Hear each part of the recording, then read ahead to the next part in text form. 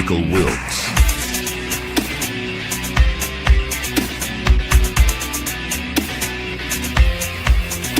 Sam Lacavera.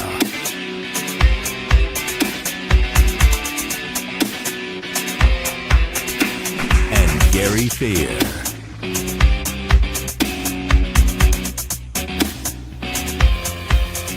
Enjoy the show.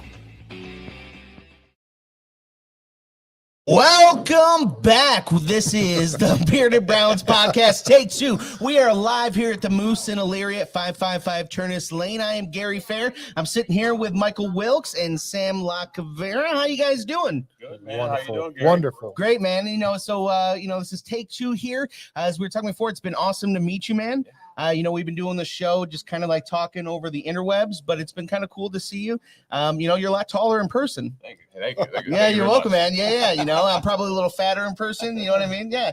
We got the Santa bellies going on over here. Good to meet you again. Yeah, it's been good. Great to meet you again over here, man. We are sponsored by Cleveland Ketchup here. So that has been awesome. We're getting a breaking news here. Paul Tagliabue. We just got breaking news. Paul Tagliabue has passed away at the age of 100. I'm not sure how old was he. 84. Rest in peace, Paul Tagliabue, longtime commissioner of the NFL. Yeah, man. He was a commissioner of my childhood, probably most of our childhoods. Yeah, most definitely. It was definitely a household name. Sure Everybody was. knew who Tagliabue was. Yeah, man. So rest in peace. But, we're going to be talking mostly about the Browns today going into MetLife Field into New Jersey to play the New York Jets, going to New Jersey to play a New York team. They are underdogs going into MetLife Stadium today. For all you bettors out there, they are a 2-point underdog. Money line, they're plus 109. And over-under is at 37.5. So, the Browns are usually always a safe bet. So... if you're a betting man, make sure you put all the money. What's that shirt say there, Wilkes? It says the Cleveland Browns. We are the Cleveland Browns today because, it's another week without a W. So if you guys can see hopefully not after this game. Let's get we're going to get that W today. I'm getting grief for, hating Ohio State, but then you're coming on the air here wearing brown shirts that says that, we're not going to get a W. So I'm not really sure what's going on here. You're a W. Let's move along. You're a big L. No, just like the Browns. So, we got, just want to shout out once again. Thank you to our sponsors here, Cleveland Ketchup. We are here live at the Moose at 555 Turnus Lane. Make sure you come out and check us out here. We're going to be watching the Browns game here. They got some awesome drink specials, so come on out here. They got great food. We're going to be having some wings a little later on here. But we're going to get into some of the Browns and Jets history here. We're going to be previewing the game, some of the strategies. Or lack thereof. What condiments are you using this game day? Mustard. Yeah, it's got to be mustard, right? Mustard? Yeah. What do you put in you're going to put mustard on wings? Why not? Honey mustard. Honey mustard? Really No, good I'm not a onions. fan of honey mustard, but I do like mustard. Yeah. Cleveland Ketchup, honestly, wing. guys, they got a jalapeno mustard, a brown mustard. They have this Hungarian pearl mustard that comes out. It's like every once in a while, but that stuff's amazing. Stadium mustard, brown mustard, it's all amazing. You can get it all at clevelandketchup.com as well. Use our code BEARDED for 10% off. Their stuff is really good. We had them down at the Best of Cleveland for the award winner shows. They were down there and sampling their items, and it was very good. Very good. So they're local, like we said. It's organic stuff, so you can't go wrong with that, you guys. Get you some Cleveland Ketchup. Yeah, make sure you check them out. And we're also sponsored by Lego Heads. We got awesome here. We got the extra sauce for your beard here. Make sure you go ahead and check them out. I will be saucing up my beard here a little later on. That's the only reason I look good today. Yeah. The only reason. I went and saw Marlon yesterday. Looks good. Smacked me around a little bit. Yeah. Smack you with the hot rag. Smack you around. I love that hot rag. You get like the straight razor right up in the cheeks there. Yeah, it's perfect. Yeah. Right, my lines you up. rosy Santa cheeks. Yeah. You look great, man. You look absolutely great. Vicky just broke the chair. Right up to a great start. Way to go, big fella. Hey, at least we got sound. Yeah, at least we got sound this time. So the Browns and the Jets, we lead that series 16-14 all time. So in the There's series, a positive. There's our positive. there it is the positive. We're already starting with it. For Gary. sure. So there's the first positive thing that we can talk about. So in the series of two franchises that historically underachieve, that don't go to Super Bowls. I mean, at least the Jets, I guess, have a couple with Joe Namath, but I guess that was back in the 60s and 70s. That was his pantyhose days, I think. Yeah, it was. But I guess we were all wearing pantyhose back then, though, weren't we? Well, I don't know about that. Yeah. You talk to the guys in the CIA, but that's a whole other story. But so this is two downtrodden franchises going to play today. The Jets have pretty much sold off their whole team. Yes. The Browns are a team that people thought were going to sell off, and here we are today. The Cleveland last played the Jets in 2023, won 37-20. I believe that was the Crow game where Isaiah Crowell wiped his tuchus with the football and threw it into the stands. I believe so. I was actually playing a concert that night with that guy right there. We were at Mutt and Jeff's in Lorraine playing a show, watching that game. I was back there drumming, watching that game happen. That was interesting. I did played like crap that night, but the Browns did not, so I'll take that. Yeah, I believe that was that was kind of like the thing that turned the game around too, was the poop ball into the stands. Yeah, I think he got fined for that as well. Sure, he sure did. Yeah, and you didn't really. I don't think he's not in the league anymore, is he? No, Crow's gone. No, Crow's gone. Yeah, but that was probably worth it. It was probably worth the fine, man. We got to take what we can get here in Cleveland, man. I'll take an ass wipe for the football. Yeah, for Pardon sure. my But French. it's like he's one of those guys though that like there's some guys that when they leave Cleveland, I understand why they're upset. He's one of those guys I don't get. Why you're upset. Like first of all, you're upset that you lost. You lost. Possessions, rushes to Nick Chubb. Like of all guys that you are upset that you lost. A Hall of Famer. Yeah. The guy's a borderline Hall of Famer, and that's the guy that you're upset that got. Some guys just don't get it. He was one of them. A little bit more about the history. January 3rd, 1987, the Browns beat the Jets in the AFC divisional playoff game, 23-20 in overtime at Municipal Stadium. We went to the AFC Championship against the Broncos, led by John Elway. You may remember that was the drive. That 1987 game, I remember exactly. I was in Cleveland watching that. I was a young 11-year-old young man at the time, but I remember that, and Mark Gastineau and all those guys on that Jets team. But, we came away with that win. That was something great to watch at Grandma's house where we all got together for Browns games on Sundays. That's what you did back in the day. You get your families together, and you get together and you watch that football. So we did lose that game, actually. We lost to John Elway. That's the drive, obviously, but we lost that in overtime as well, 23-20. So I was talking about the Jets game. Yeah, I was talking about the Broncos game. Do you think that maybe that happened because we just had that bad Jets mojo all over us? Could be. We're going to find out today. Yeah. Yeah, that came down to a kick. That was a kick game, too. Yeah. Who was that? Mosley, I think we had that three-pointer. I think that's who that kicked. And it doesn't even work that way anymore. If you were to kick a field goal, the opposing team has a chance to come back and score a touchdown to win the game. Now, Yeah. Right. back then, if you kicked a field goal, that was a game. So, Yeah. I mean, but also back then you could like hit a flying lariat on a quarterback.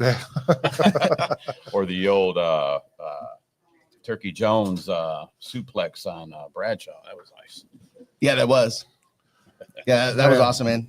Football is not the same anymore. Yeah. And that year, Bernie Kosar was our backup quarterback, only starting 12 games as a backup for Gary Danielson and Jeff Christensen.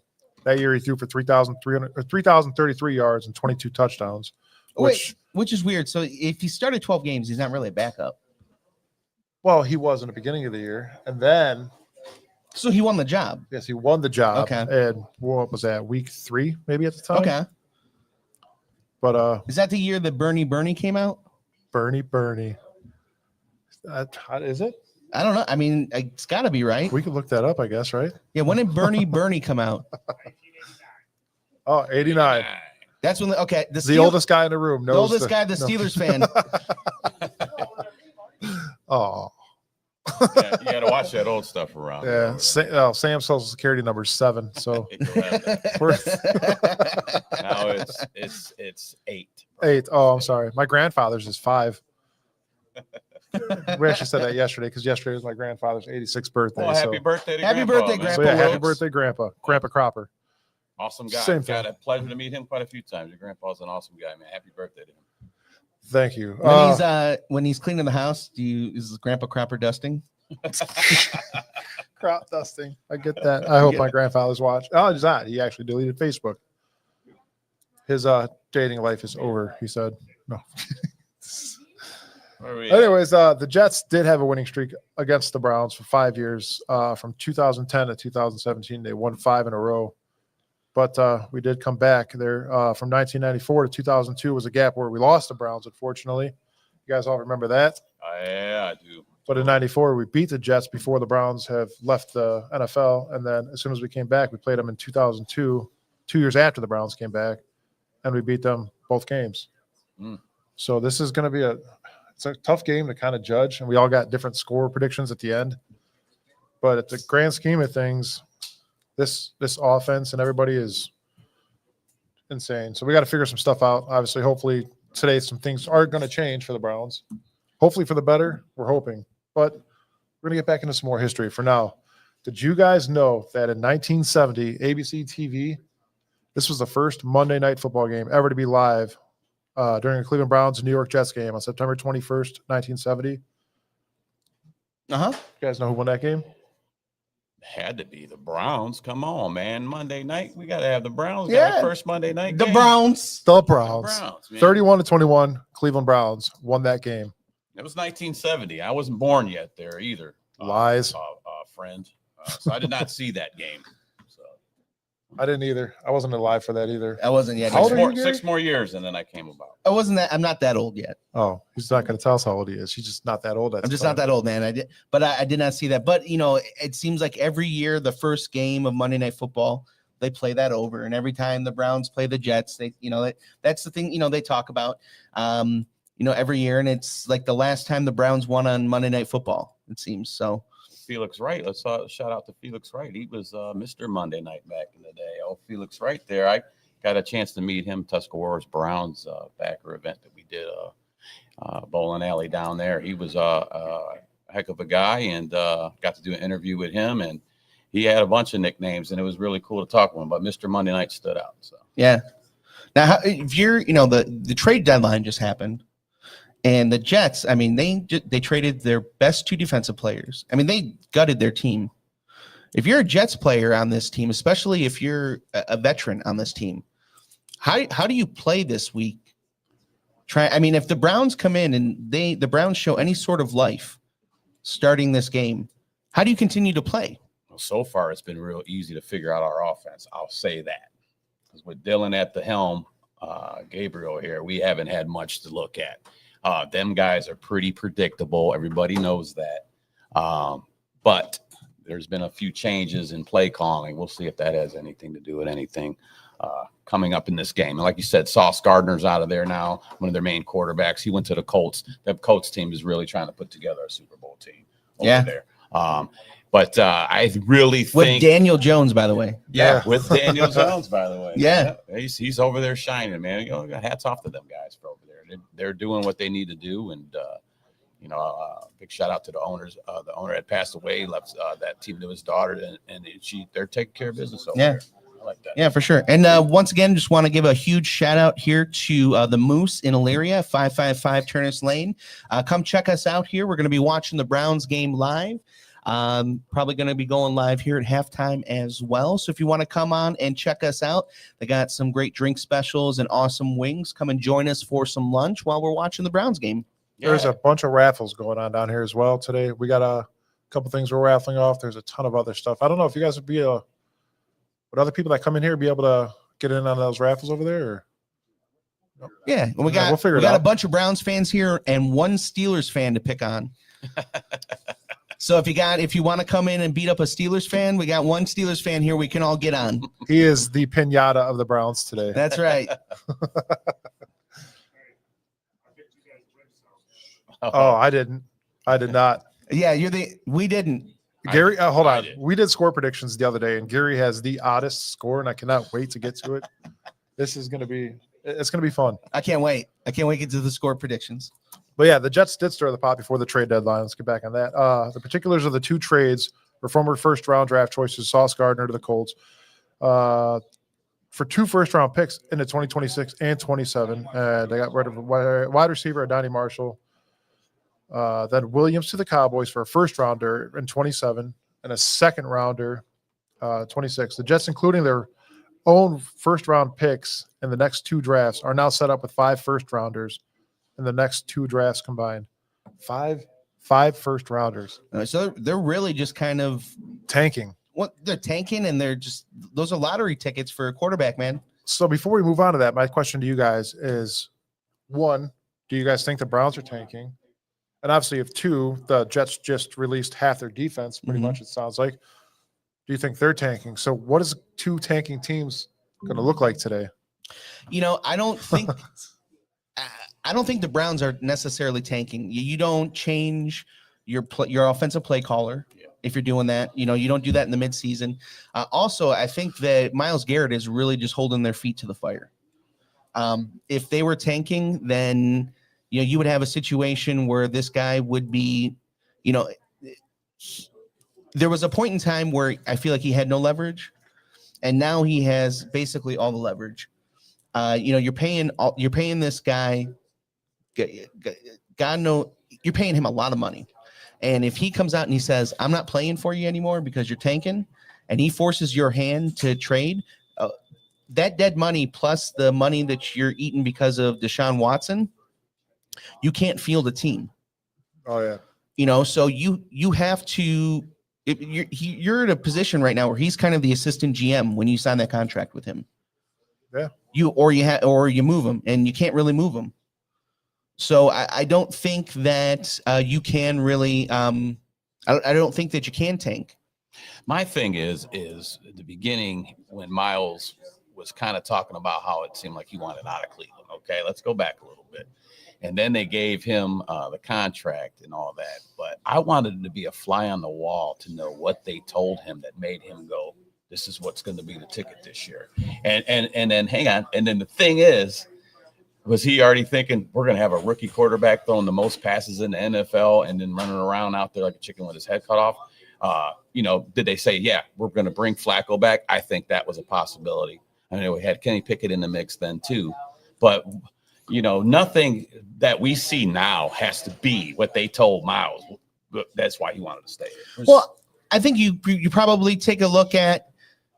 So would you probably take a look at who are the teams that had the draft capital available that could trade for him, had the cap room, right? And are those teams really in a position that are any better than the Browns were in? And they weren't. You know what I mean? He wanted to go to a winner. Buffalo didn't have the cap room or the draft cap. Nobody had the room or the capital. So at that point, do you go with the team do you go with the evil that you know or the evil that you don't know? You know what I mean? He's got a house here. He's been here for how many years? Or he's already established here. So you get the money, and now you're at a place that you have the influence. Well, we had someone in the crowd had a question.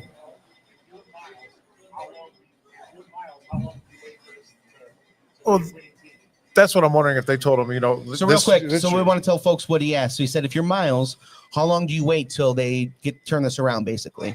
What I'm thinking is they told Miles, hey, man, this year's not going to be the greatest, but stick with us, sign this contract. We're going to keep you in good hands. I'm not going to sit here and say that Miles is running the team by any means. He's not telling the franchise what to do. Mm-hmm. But I think in the long run, they did tell him, like, hey, we got to get through this year or two. And then after that, we could promise you some greatness is going to happen.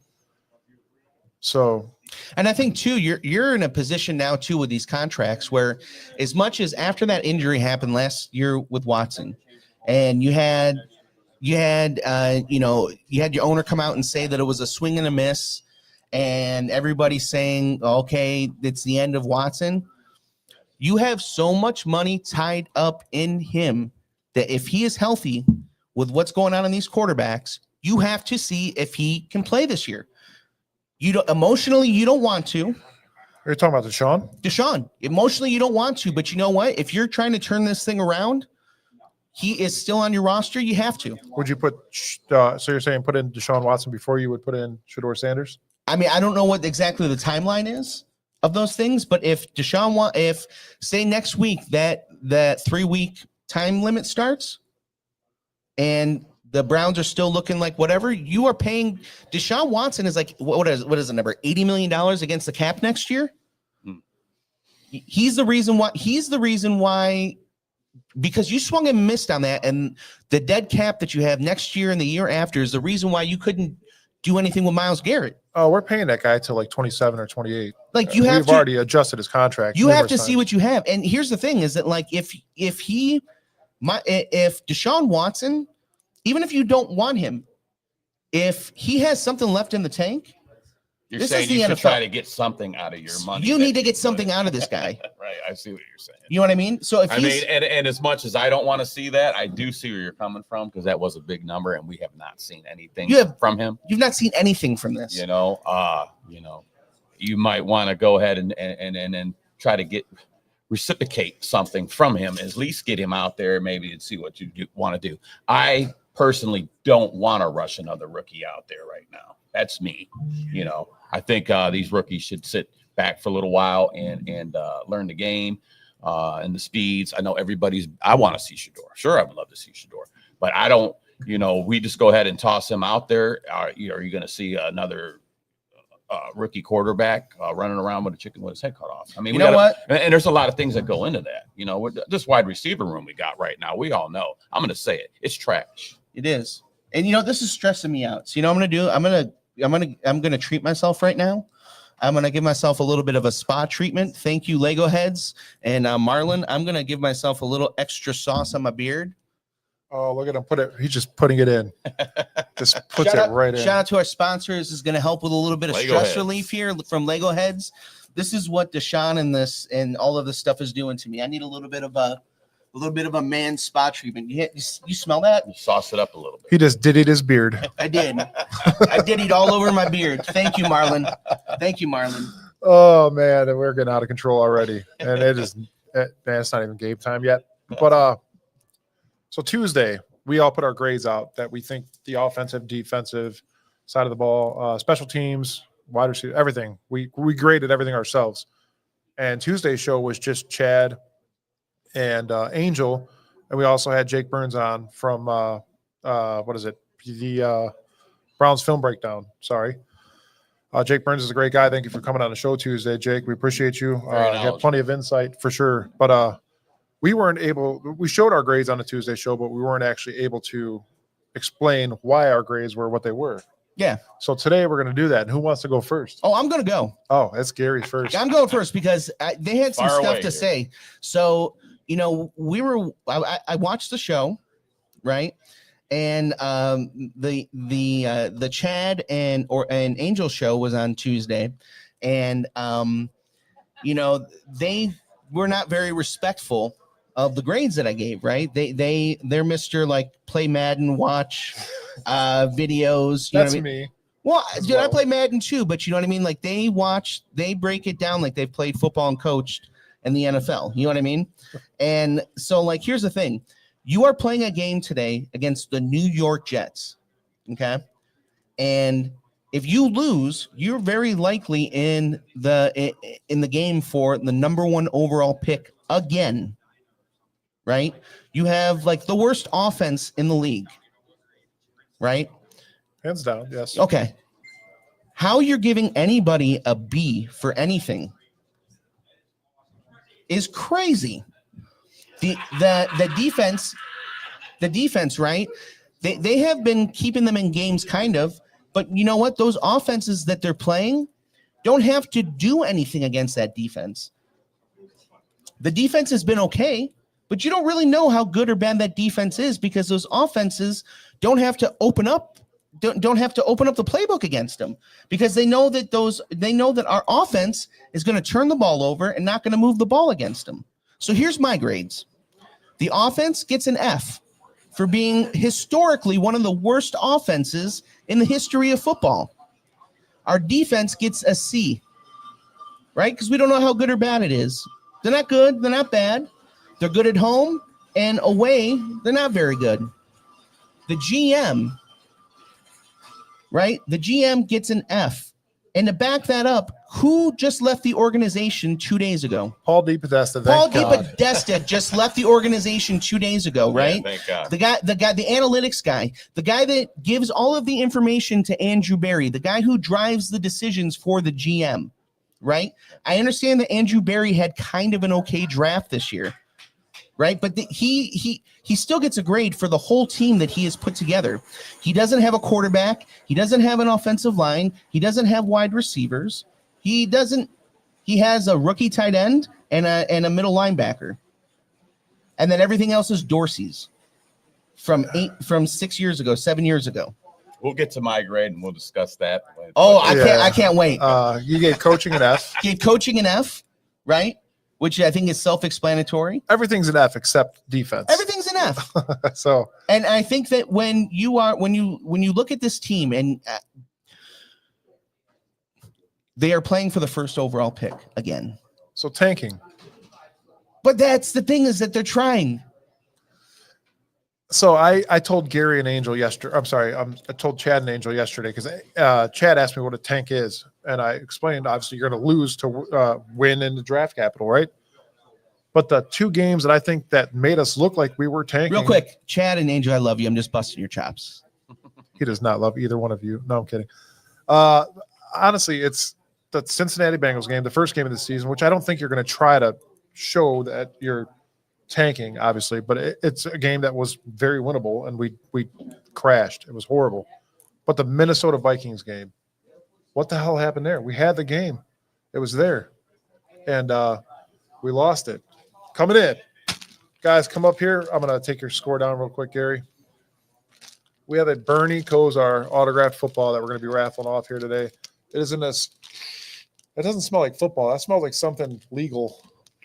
No, I'm kidding. I didn't do it. Get up here, guys. This is going to be raffled off today. We got a bunch of other stuff that's being raffled off. And he just dropped it. Never mind. He's a Browns wide receiver all day.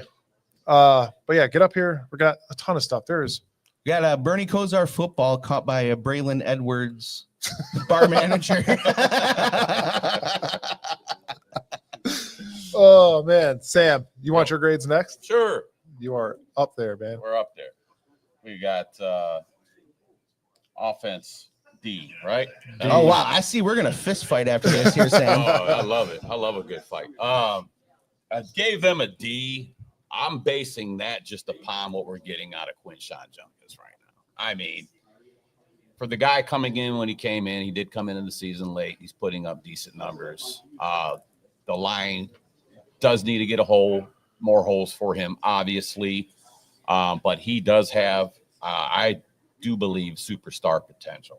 I think it's going to show as this season goes by. Just based on what he's already doing, his yards after contact are great. So that's why I gave him a D, because we already know the wide receivers, we already talked about it. There's nothing there. Yeah. Today we might get lucky. I heard Cedric Tillman should be in. That might be somebody tall enough that Gabriel could actually see down the field. Maybe he'll be able to give him the ball today. Okay. But I gave him a D based on the run. This is based on this year. I'm not going on years past. So that's why I gave him a D on offense. I'm looking for that run game, and I'm hoping they have a good run game here today. They should be able to do that. Sitting here with the Jets, their run defenses and all that great. They're ranked 23rd, but I think that's why I gave them a D. I'm looking for this new running game era to come up for the Browns. I'll move on to our defense. Defense, I gave them a B, man. I mean, we're literally sitting at third in rushing defense. We're first at the sack rate. We got a number one in the defensive line performance right now. Those are good numbers. We do struggle a little bit on the road. But some teams do. A lot of teams do. I'm just giving credit where credit's due. So they're doing pretty good. They're holding other offenses under 5 yards per play. That's pretty good. I give them a B on that. GM. All right, here's where the fist fight happens. GM is just based on this year's picks. because right now those picks are producing with Swessinger added. Hands down. Swessinger been good this year? But a GM is more than just draft picks. It's the GM is the whole team put together. It's free agents, it's trades, and the GM is also the other draft picks. Is Mason Graham doing good this year? Yes. Yes. Okay. Quinshawn doing good this year? I mean, those three right there are pretty good reasons for me to just give a little shake of the head to Barry for that. Well, not only that, you can't really take it all from him because he has not had a first-round draft pick the last 4 years. Right. Yeah, who traded those first-round draft picks? Yes, it was him. Yeah, who traded those first-round draft picks? Listen, it was him. But Okay. listen, hear me out. Hear me out before we go any further. All right, parking lot now, Gary. This guy took blue dumpster right now. This guy took a leap of faith that no other GM has done for this team and went out for an elite quarterback. The guy was elite. I could show you his PFF stats right now. Okay, Between Texas and here. great. Does that tell you that it's a problem with the organization? What does that tell you? Who is the head of the organization? Paul The general manager. He's like, where in the world is Carmen San Diego? Everybody's wondering what he actually did while he was here. And that's part of the problem, right? Is that nobody knows who is accountable for what. So, so in my mind, that's all part of who the GM is you don't know who's accountable for what. So to me, the GM is the one who's accountable for all of it. Yeah, James, he got his JOK too, but but he's, I'm sorry. going based on what we got. Meanwhile, he hasn't developed a single. What wide receiver have they developed? They had not a single one. That seems to be a problem. Honestly, we all know that. This is the first, and Mason Graham has been great, but this is the first interior lineman the first one, and this is a very small sample size. Well, I'm hoping we can fix that wide receiver problem coming up in this next draft here. So. Maybe, but you got to draft someone over 5'6". Well, yeah. And Cedric can't have the Smurfs out there. What year was that, man? They called us the Smurfs. Yeah.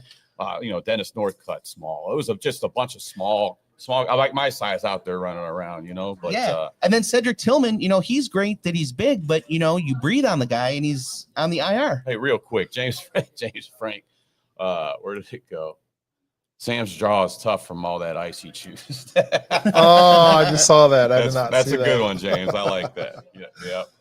The old ice, that'll never go away. It won't. So I don't know if you know the story yet, Gary. One day we were live and Sam had finished his drink.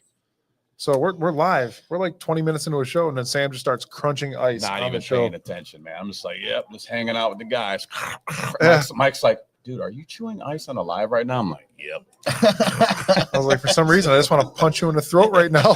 All right, real quick, because I know the game's starting in about 3 minutes. Let's go into our game score predictions. Hang on. Let me go back. Wait. And then we can go back into the grades. Okay, all right. We'll go back into the grades. We got to get this out so we know how to win today. Yes. We are couch coaches. I can tell you one thing I learned a long time ago. You don't bet with the Browns or you don't bet against the Browns because it's just how it works. Because I've tried both angles. It never works. If I try to go with them, lose. I go against them, lose. It's and then how it goes. So we're just real quick. We'll go into the scores and then we'll go back into the grades and then we'll talk. And then we'll stay with you live for a little bit of the Browns game. Cool.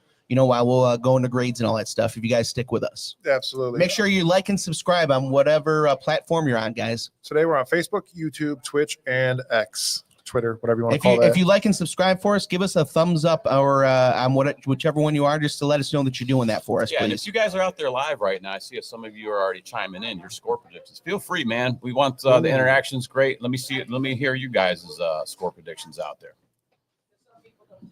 Yeah, let's get into it, guys. Offensive game plan. Obviously, Kevin Stefanski wants you to know that Dylan Gabriel is your quarterback. There is no change in that. He is stiff on that. Yeah. Are you guys against that for that? Do you want to see something else now? We had 2 weeks ago, we had a big argument on the show about it, but I think you got to design things for that type of quarterback, and I have not seen any of that yet. Mm-hmm. Dylan he's a rollout guy. You got to get him some rollout stuff. We don't run outside. Why do we keep running in the interior? I got so pissed off watching that Patriots game. They ran in the interior the whole time. I think they kicked out one outside run. I mean, come on, man. You got to, if it's not working going in, what are you probably going to do, Gary? What are you going to do, Mike? Let's try the outside. They didn't even try. You know, it burns me up. I'm just hoping with Tommy Reese in there, I'm hoping that we do have some more scheme changes. And I did make a comment. The comment is you can't have, if it's the same crappy playbook, okay, it's going to be the same crappy results. All right. I heard that Tommy Reese is going to try to incorporate more of a college scheme. Now, that will work towards Dylan. That will work way more with Dylan. So if they can do that and we see that, the proof will be in the pudding today, because I heard some guys saying, well, they're not going to change the whole playbook up. I think you're wrong, because right now everybody's chomping at the bit because they need to see something out of this team. So I'm really hoping that we see some different things today. And I'm not talking about flea flickers to Larvidane so he can just run around crazy out there. Are you freaking kidding me? I better stop, man. Bishop has spoken. Shador! So Time to shine. Put him up. Put him up. you guys put him out there, gonna get that kid killed. All right, we got kickoff is about to start here, so let's go to our game prediction scores. We got Mike. What do you got? I got 21-16 Jets. 21-16 Jets. Sam, what do you got? 24-17, your Browns. All right, Angel says 15-12 Jets.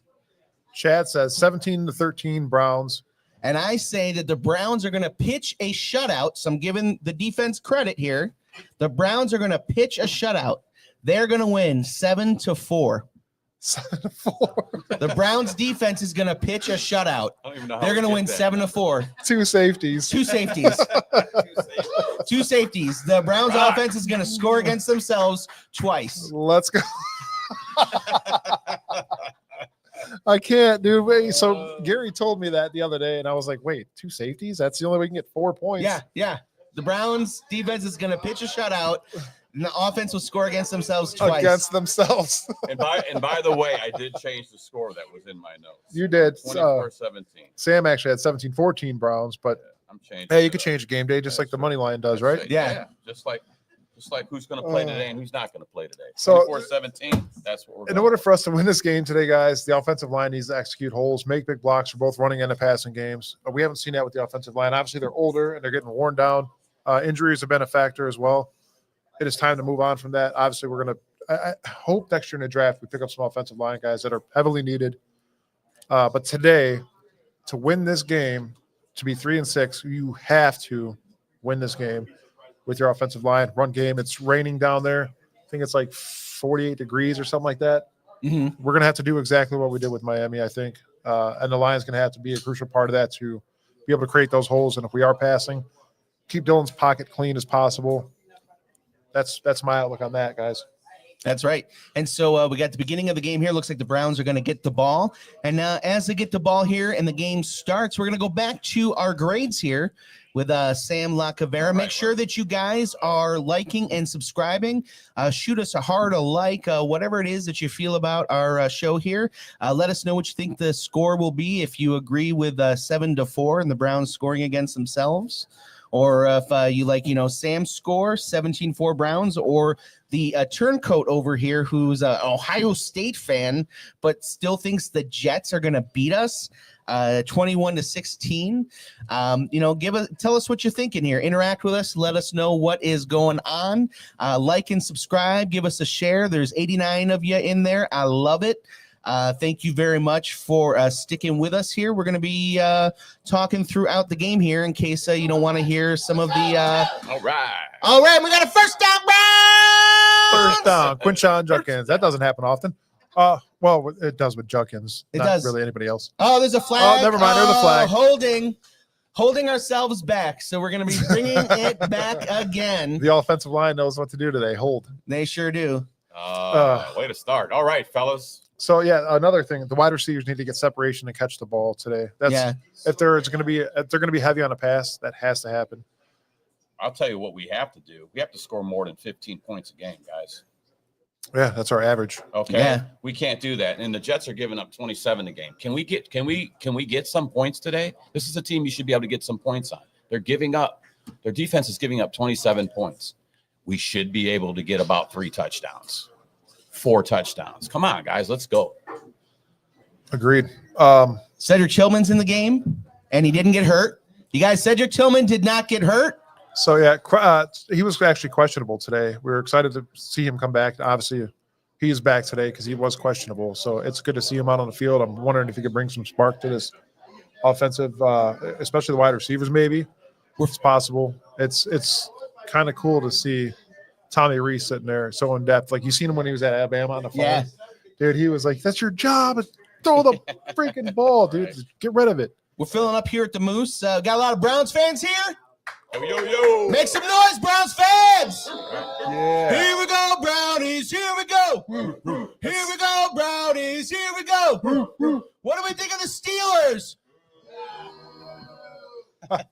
Hey, where'd Dave go? He's right there. We're booing one man here. Oh, there he is. Oh, there's your results. Brown Hey, offensive rankings. Dave, Oh, go look at outside those- and drown your look at those sours out glorious there. Man, numbers. no, I'm kidding. I said, go drown your sours out there. But anyways, back to football, guys. Obviously, take advantage of the trade deadline. The results from the Jets, they literally got rid of half their defense, it seems. And So- and by the way, a defense that we're 3rd and 18 against right now. Yeah, and we just almost threw a pick. Yeah. That was – who was that even? I think he was trying for a fan. Shador. Put Shador in. All right, 4th and 18. We're already on the punt move. Go for it. Yep, there you go, James. All right, Go for it. 4th and Punts are 18. there. Yeah. 4th and 18 at the, 8-yard line? All right, so back to that GM grade of a B. That was based off of who we got this year. I'm going Schlesinger, Graham, Fannin, Sampson. That's who I'm going off. Yeah. So I think those are some good acquisitions to this team that will pay off later on in this season. I'm expecting a lot out of the tight ends today. Like I said, keep an eye on Harold Fannin. David Njoku's up for a big game today too, and we already know who's Gabriel's top. If he's going to throw the ball, he's looking for tight ends today. So let's go with that. Let me get back on. Let me finish this real quick. All right. It's right done, there. We're done with GM. We're going on to coaching. I give coaching a C because of Schwartz. You're going to at least get a C out of me from Schwartz. Okay, he's the one thing hanging on over there that actually looks decent. Our defensive coach is he's great. He's good at what he does. That's why we're ranked 3rd right now in the NFL in defense. I'm going to go on with the owner. I'm giving Haslam a B from all the bull crap he's had to put up with. Later on, from all the bull crap It's going down. From all the bull crap he's had to put up with, for trying to get this dome developed in Brook Park. Okay, everything from Mayor Bibb in Cleveland and all the legalities of it, and the lawsuits they're trying to bring on them, and the FAA even getting in there and sticking in there, and we got ground and we got dirt moving for this dome. I'm very excited for this project. I'm very happy for the city of Brook Park getting this project. So I'm going with that just because it's dome. Special teams, not too much to talk about there, but Bojorquez is a pretty good punter, man. We pin him deep. We do a pretty good job at that. We did give up. Our special teams did give up 1 return this year, which is not good. But I go Corey Bojorquez gets the C. C for Corey. There's the end of my midseason grades, ladies and gentlemen. And you know how they say the best for last. Yeah, we got Mike. Here's my grades. I gave the offense an F. Obviously, it shows. There's no explanation needed really for that. The defense, I gave an A-. Obviously, they're still giving up points. You're still losing games. You go back to that old saying that defense wins championships. It's this year is proving that it doesn't. You're still giving up points. Nice. Wow. Gotta get You in got there. Justin Fields just got smacked in the back and somehow still made his little screen happen, it looks like. But Maybe a yard or two there. Maybe the defense, I gave an A-. It's well deserved, I believe. They are good, but they got to get off the field. Real quick, before we just these 2 high-powered offenses each have had a possession and have taken 3 minutes off the clock. Yeah, that's. Who got in there, Mike? Was that I don't know, but Was that the Jets are Schlesinger? actually punting right now, and Schlesinger was questionable for it today. looked like he just got in there. I think he was there on Fields. It looked like it was. Jets just punt, nice punt. We're over here doing show notes and we're trying to watch the game at the same time. Oh, that was Just a bear beautiful with punt, us. man. They got us down at like the 3-yard line. Yeah. There's that first score against ourselves. This is going to be happening here in this possession. If this happens, If you I'm call outta it, here, man, dude. I I'm quit the out. show. No. You be by yourself, Gary. I think you'll do just fine too. By the way, yeah. Facts. I gave the GM a C. Like I said earlier, obviously you went out on a whim trying to get Deshaun Watson, which was an elite quarterback coming here. Obviously, with all the stuff that was going on in his life, might have ruined his career. I don't know if that's a Cleveland thing or himself, but he's here. There's nothing we can do about it.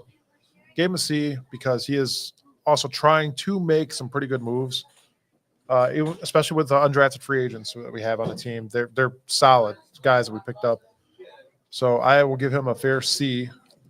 Coaching, I give it a C minus, and just exactly like Sam said, because of Jim Schwartz. You got to give coaching a C because Jim Schwartz is an incredible coach. I'm not going to sit here and say that he's going to be all it fits his head. I got to take my grades away here for a second. Gary this. Libre. This is happening. Gary Libre, yeah. Gary Libre. Ladies and gentlemen, Gary Libre. Just in case you guys know, what is your wrestling name? Macho. Now it's Macho. When it was Macho Venice, now it's Brown's Fat Macho Brownsness. Macho Brownsness. Ooh yeah. He comes out the top ring rope. He's like, Oh, all right, I man. got it. This is amazing. Yeah, Loser- now we're Loser Libre. Loser Libre. Back to my score here. Owner gave a C. Obviously, the new stadium is a big help. I don't know how much he is really reflects on deciding who's quarterback or who's not. I'm not going to give the guy a bad grade because of that. Really quick, too. I don't mean to cut you, Mike, but Haslam, them guys, I did hear the players say, if there's something they need and the players want, Haslam does get them guys stuff. You know, whatever they want. If there's type of equipment they need or stuff they need, he does do that. So that played into my grade a little bit. $232 million, too. Right. If they want it, they'll get it. Right. Special teams, again, just like Sam, I'm going to give him a D only because of Corey Bajorquez. They're not great at all. We've seen pretty big plays happen on special teams and not in our favor. So Another tough season, ladies and gentlemen. it is another tough season. We're used to it though, right? Yes, I was gonna say, man, you gotta be calloused to be a Browns fan. You have to be a little calloused in your soul to be a Browns fan. Yes. And everybody that is here right now, just so you guys know, this lady over here, Jen, will take care of you guys. We got raffle stuff going on over here. We got a big old basket full of Brown stuff. Big old basket. Beard stuff. There's gift certificates in there. There's it's a his and hers basket, Christmas ornaments, all kinds of Brown stuff. So get over here and purchase some stuff from Jen. Hey, If give that guy some beard oil, right? You got a beard. Jen, hook him up. His beard's Give him one fake, There you go. just like his Steelers fandom. Give him the stuff that's secretly Nair for the Oh, Steelers yeah. fans. Oh, that would be bad. That'd be bad. Dave would look like a baby. Baby face. But yeah, I gave special teams a D. Just because Corey Bajorquez really is the only guy. And actually, when I was doing the flag on the field, holding the flag, the American flag, I was right next to Corey right before his injury. He injured his leg. And I'm like, hey, what's up, Corey? You good, man? And he gave me like a thumbs up. And I was like, dude, I just talked to Corey Bajorquez. Get rid of it. Oh, I got rid of it. Judy caught it. All right, little 5 yards. Take that. All right. All right, cool. So that's one of his longest passes of the year, 5 yards. Nothing was worse than that punt he threw in the air, and it hung up there so long the cornerback looked like he was waving for a fair catch. That was crazy. Gary, do you see that comment? And what did it say? No. Now go wrestle the Steelers fan in there. Oh, I'm ready. Who said that? James Frank. Who's James Frank? James Frank comments a lot. Thank He's you very the- much, He's James. He's the number one fan. James, thank you very much for always following and watching and always commenting. And Steelers fan, James Frank wants us to wrestle. Now that, what do you think? He said, bring it on. He But said, he's "Bring still it sitting on." down. He threw the ball. Is it a completion and a flag and a pass interference? I think Tillman. that he just set a career record with a 26-yard pass completion. Look at that catch. Oh, he didn't almost. catch it. It is incomplete, but I think it's going to be a pass interference call. Holding, he held his arm. So Yeah. here, with this being said, the defense of the Jets is ranked 16th per PFF. Find the weakness, execute plays, exploit them. It's possible. Other teams have done it. Like I said, they're giving up 27 points, 6 of their last 8 games. Their pass defense is ranked 28th. They got no interceptions on the year.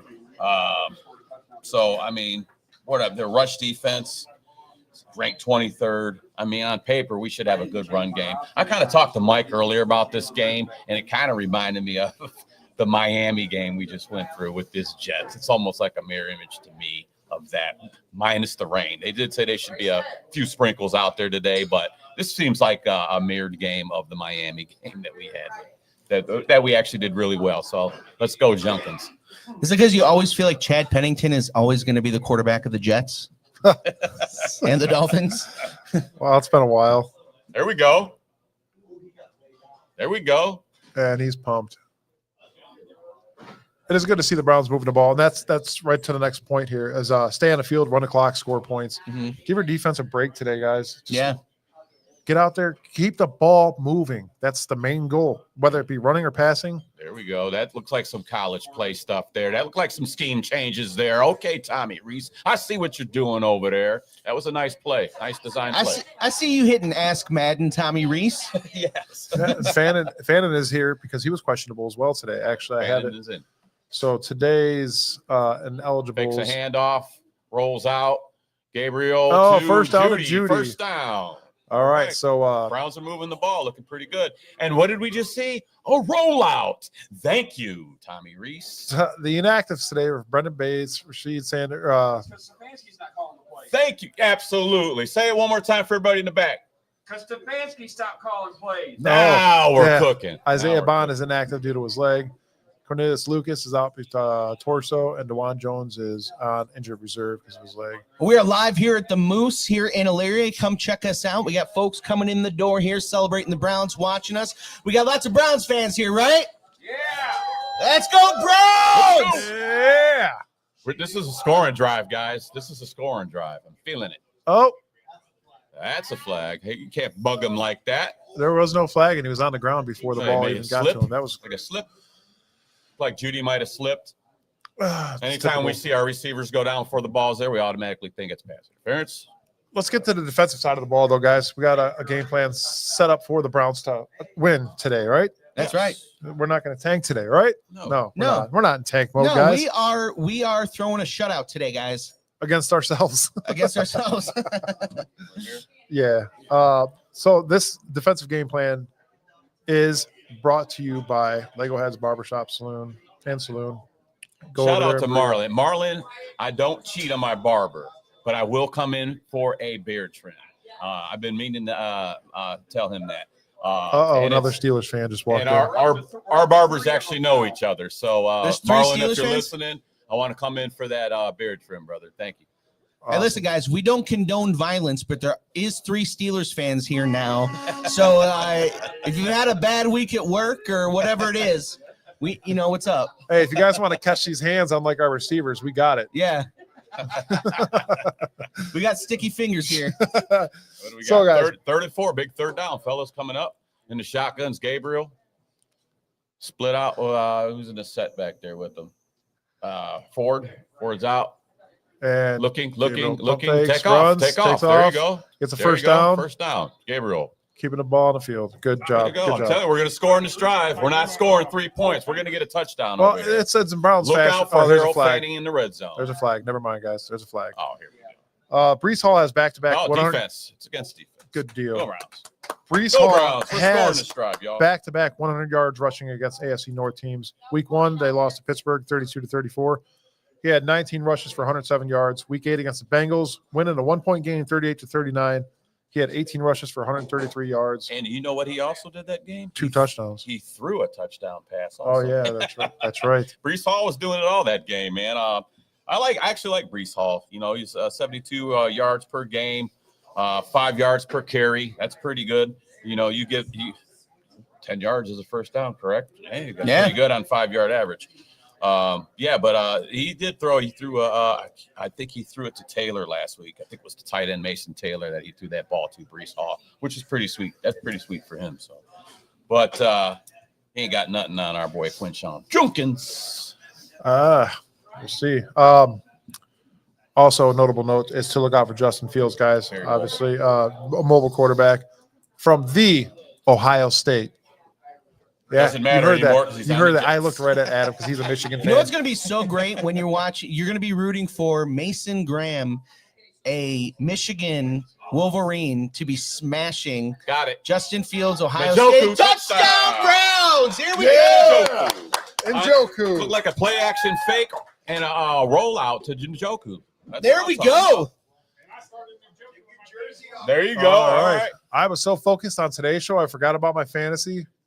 I beat you guys last week, though. You did, but I crushed it the week. I crushed It was last so week. close. Who's leading that league, by the way? I don't even. The Michigan guy. Adam's in it. That's It's plenty right. of hate here today. Michigan, Pittsburgh. Nice. David Njoku. I said watch them tight ends today, Yeah, fellas. we're all Browns today. Forget the college stuff. I said to That's watch right. them tight ends today. I said Njoku's due for a game. He already got a touchdown out of David, so let's get it. Yeah, did you see my number last week? Field goes up and right on through. Let's get it. It's Come on, y'all. What's All up? right, here we go. All right. Touchdown, Brown. All right, guys. Clock it. W's in the chat. Clock it. Clock it. W's in We're the eating chat. W's. We're eating W's in the W's. chat. Clock it. W's in the chat. What's up, y'all? Oh, look at James is rocking his jersey, Njoku jersey today. But guys, honestly, we got to look out for Justin Fields. He's got 289 rushing yards with the Jets in the 10 games that he's played, averaging 4.7 yards a carry and 5 rushing touchdowns. So be aware. Fields is a running threat. Like you said it, Mike. You got to watch him because he will escape. Like you said, he's already got, 5 touchdowns on the rushing touchdowns on the year. He's averaging 5.5 yards per carry if he takes off back there. So you got to really watch. You got to keep an eye on Justin. Schlesinger, now that he's out there, he will. Yep, spy. Keep him on a spy. You guys keep a close eye on Schlesinger today and watch that guy's head movement. Yeah. It's so incredible watching that kid play, man. That's my favorite player on the Browns right now. He's a cheat code All right. And real quick, at guys. linebacker position. Real quick, I just want to thank you guys for all of your interaction with us. It really helps us out with the algorithms. So I want to give you guys a challenge. Every time the Browns score a touchdown, give us a like or a share, a heart, something like that there. We can see them here. It really helps us out. And go Schlesinger. Blah, blah. And be sure to like and I subscribe. call him the Schwarzenegger. It's like T2 right there. Yeah, he is, man. T2. Who wants to talk about Jawan Briggs here? Jawan Briggs.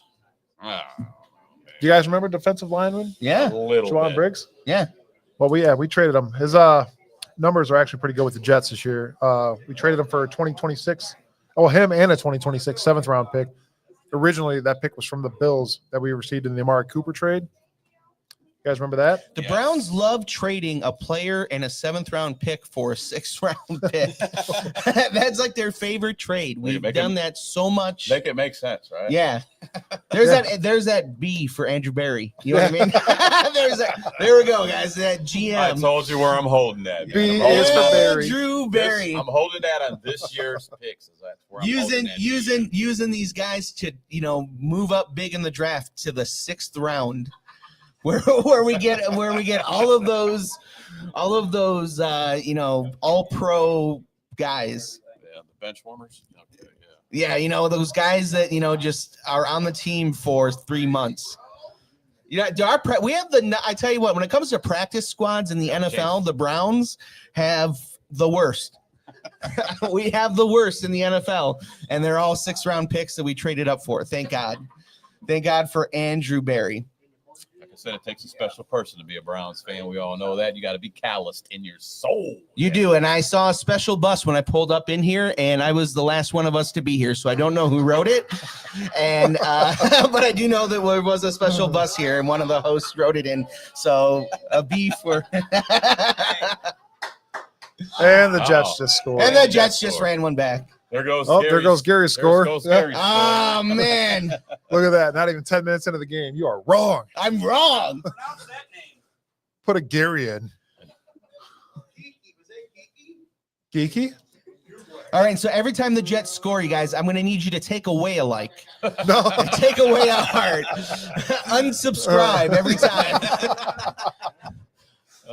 That's how we do business around Yeah, here. uninteract with us every time the Jets score, please.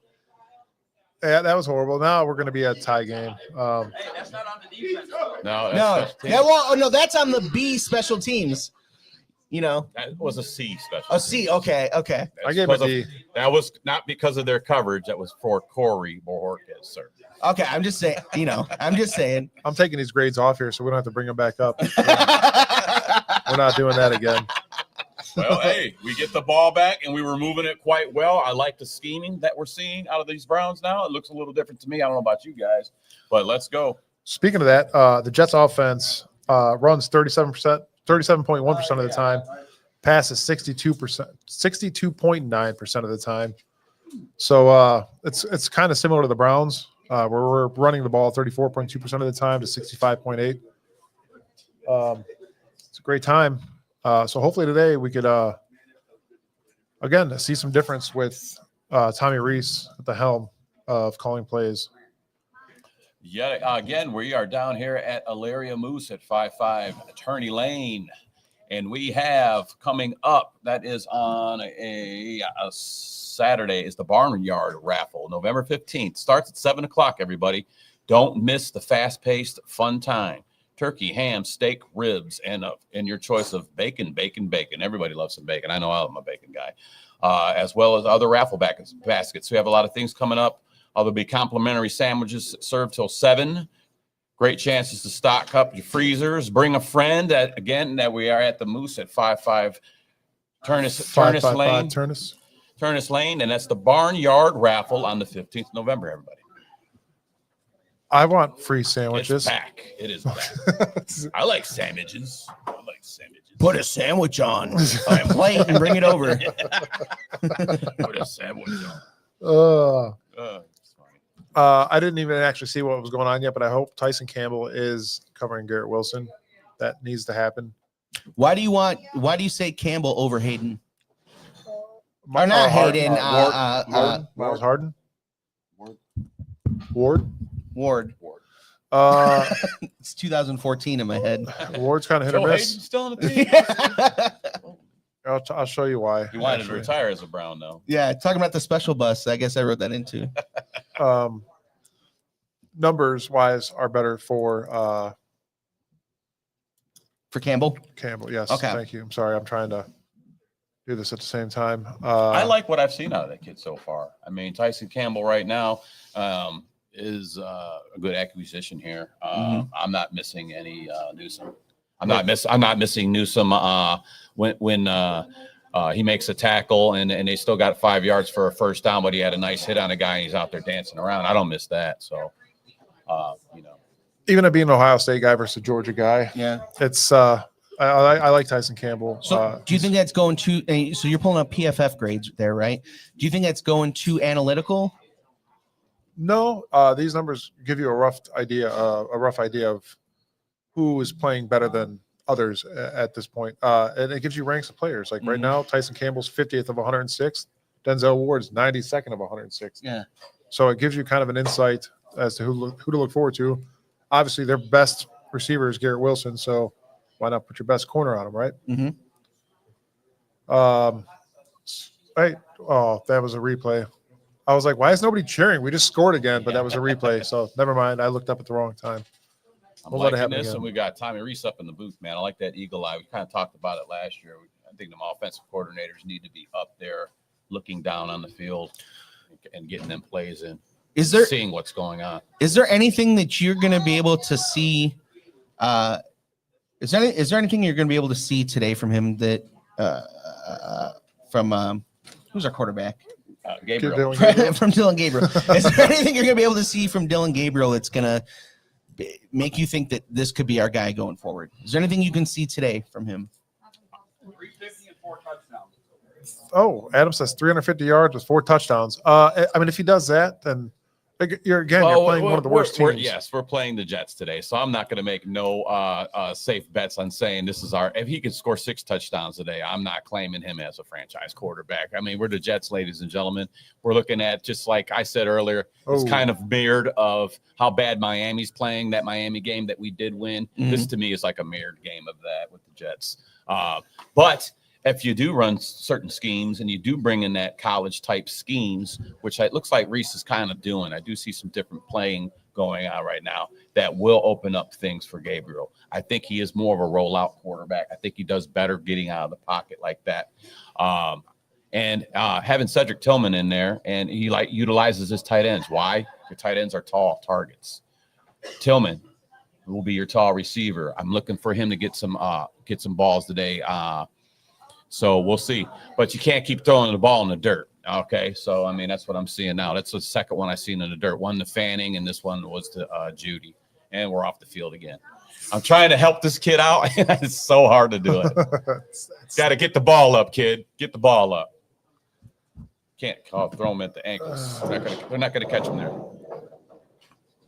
I was going to say you should see a pretty decent game out of Myles Garrett with Fashional and Simpson. Seeing On the O-line Shador at the on the left side. sidelines over there going over some stuff with Gabriel. It's nice to see that. Trying to show him what's going on. So people can shut up about that now. Shador. Shador doesn't do what a backup. Oh, they're Are you just kidding me? running Here's it back. another There's one. a flag. It's Another holding, one. holding. Bringing it back. Unless You got to be kidding me. Well, the Jets just ran a punt back. Now my special teams grade, if this stands, is a F minus. Are you kidding me right now? all right. There's a No, flag on the play. what Let's is see the where flag? it The is. Jets are still celebrating, though, but At least it's keeping the defense off the field, right, guys? that was my goal, but not this way. Yeah. Not when they're putting points up on special teams. This does not look like a Their team special that teams coach is getting them off the field. It looking like I'm trying to see what the call is still here. I the haven't seen Jets that. don't look like a team that feels defeated right now. They're trying to keep their defense off the field. Jen says Gabriel needs to grow 4 inches for me to be a fan. It's on us. On the Browns. It's on the Browns. Penalty decline. Touchdown. So, Well, All right. I am hungry, man, guys. how quick that special teams grade of mine. Yeah. Went from a C to an F minus. Yeah. Oh my God, got to be. And then Only we- the and then real- Browns. Only the Browns will they run 2 kickbacks on you back. And then real quick, who put the special teams together? You're going back there to the GM. Yeah. I knew you were going to go back to that. I knew it. Yeah, not looking too swell for us right now. 14-7. My score prediction's still alive. Yeah, mine is dead in the Gary's water. got But our defense still is pitching. I still said we scored 7, and our defense is pitching a shutout. Well, at least Dylan's You know getting the ball back real quick. 2 Both- times in a row. both Jeez. touchdowns from the Jets were Special teams. so the Browns. Yeah, I mean, if you would have said 14 I could have said 14, to 7, and there's still a 4. but you so you Yeah. just added 10 points. Yeah, I just We forgot could the math one. over here at the Bearded Browns. Yeah. It is the putting the special teams in today. Yeah. So we were gonna say how many sacks we thought Myles Garrett was gonna get, but we don't even know if the defense is gonna get on the Show field. up on- yeah. This might be the first So far. time. This might be the first time in NFL history that the team that loses wins the time of possession by like 30 minutes, and still loses by like 50. Yes. Speaking of Dan, Dan is the owner of the Bearded Bastards Barbecue Sauce. You guys can check them out. Bearded Bastards Barbecue Sauce. Check them out for sure. Use our code Bearded15 for 15% off all of your barbecue sauce. I need some more stress relief. Shout out to Marlin and Lego Heads. I'm gonna have to put in some more of this. Angel said Tuesday that we're not beating the Jets, and I agree. Angel, I'm there with you. My score prediction was 21-16 Jets. Putting some extra sauce in here. Thank you, Marlin, for the extra sauce. It's Look at this shirt. My like microphone's Vidal blocking it. Sassoon. I feel good. The Cleveland Browns, guys. We cannot get a W, so This here is we the are. game where Bubba Ventrone gets fired next. I mean, right now we're on pace Yeah, for that. So. Special teams. Bubba Ventrone. See you, buddy. Oh, not looking Doing good, horrible. Bubba.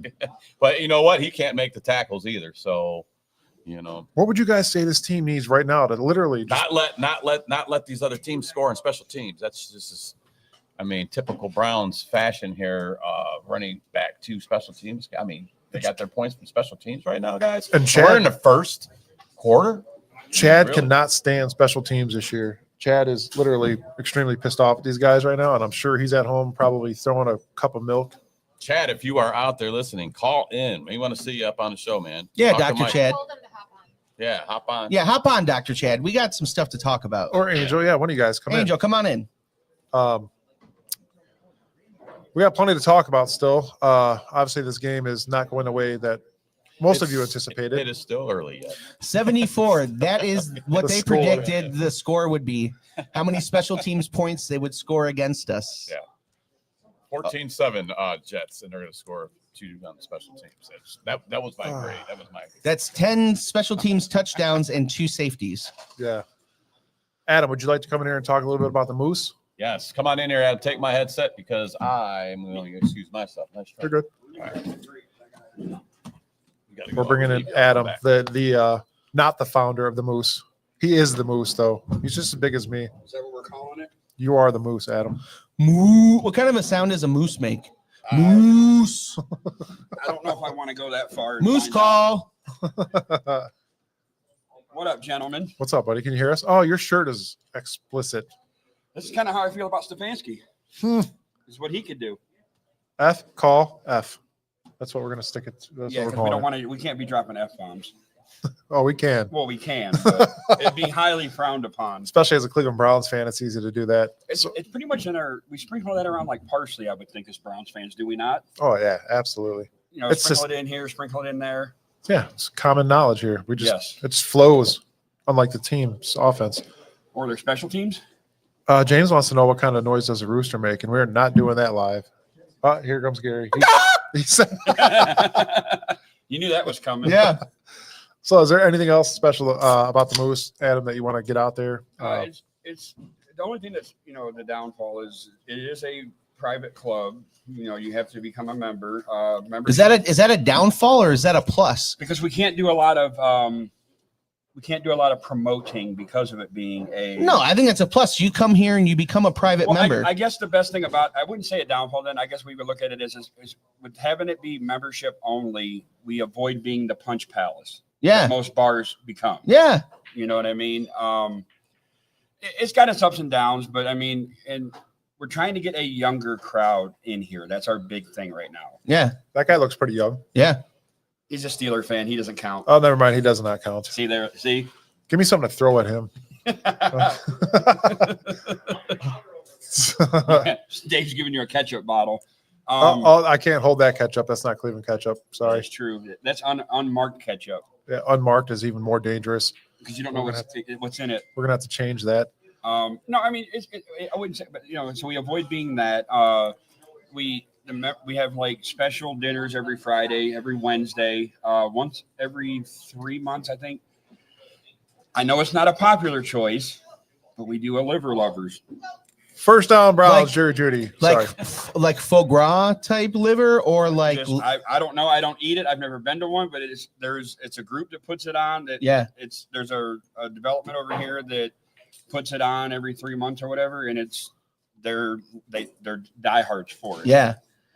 We do it every Friday. Like if you look at this calendar we have here, we've done this past Friday. We just did a meatloaf. Mm-hmm. Every Friday is also the fish fry. Yeah. So you get your perch or whatever. You can get. We have a menu, a limited menu on Fridays in the dining hall. And then after the dining hall dinners are over, you have a special menu on Fridays where you can get like your mozzarella sticks, your onion rings, and all that good stuff. All the good fried food. What does it cost to be a member? So what we do is it's $45 per year. Uh-huh. So when you come in and sign up for a membership, it is $45, and then it's a $25 activation fee. Okay. And we, unfortunately for us, this isn't our rule in house. International is what runs everything rule wise for the Moose. They have it now where you are a member, but Amanda's not. She now has to become a member. I can't hide her in my pants and sneak her in. So each can for individual 2 person visits, has but to be a member. So after 2 visits, they have to become a member. Okay. So It's not bad, though. and we just feel like it's a money thing, and we don't want that because we figured that some people needed to be grandfathered into it.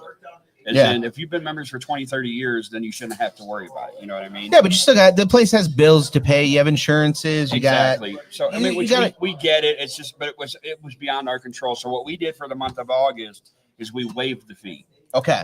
So when everybody came in and signed up, them and their wives, they only had to pay the $45, and they were good to go. Okay. So that helped out quite a bit. A lot of people. We had an uptick in memberships for the month of August.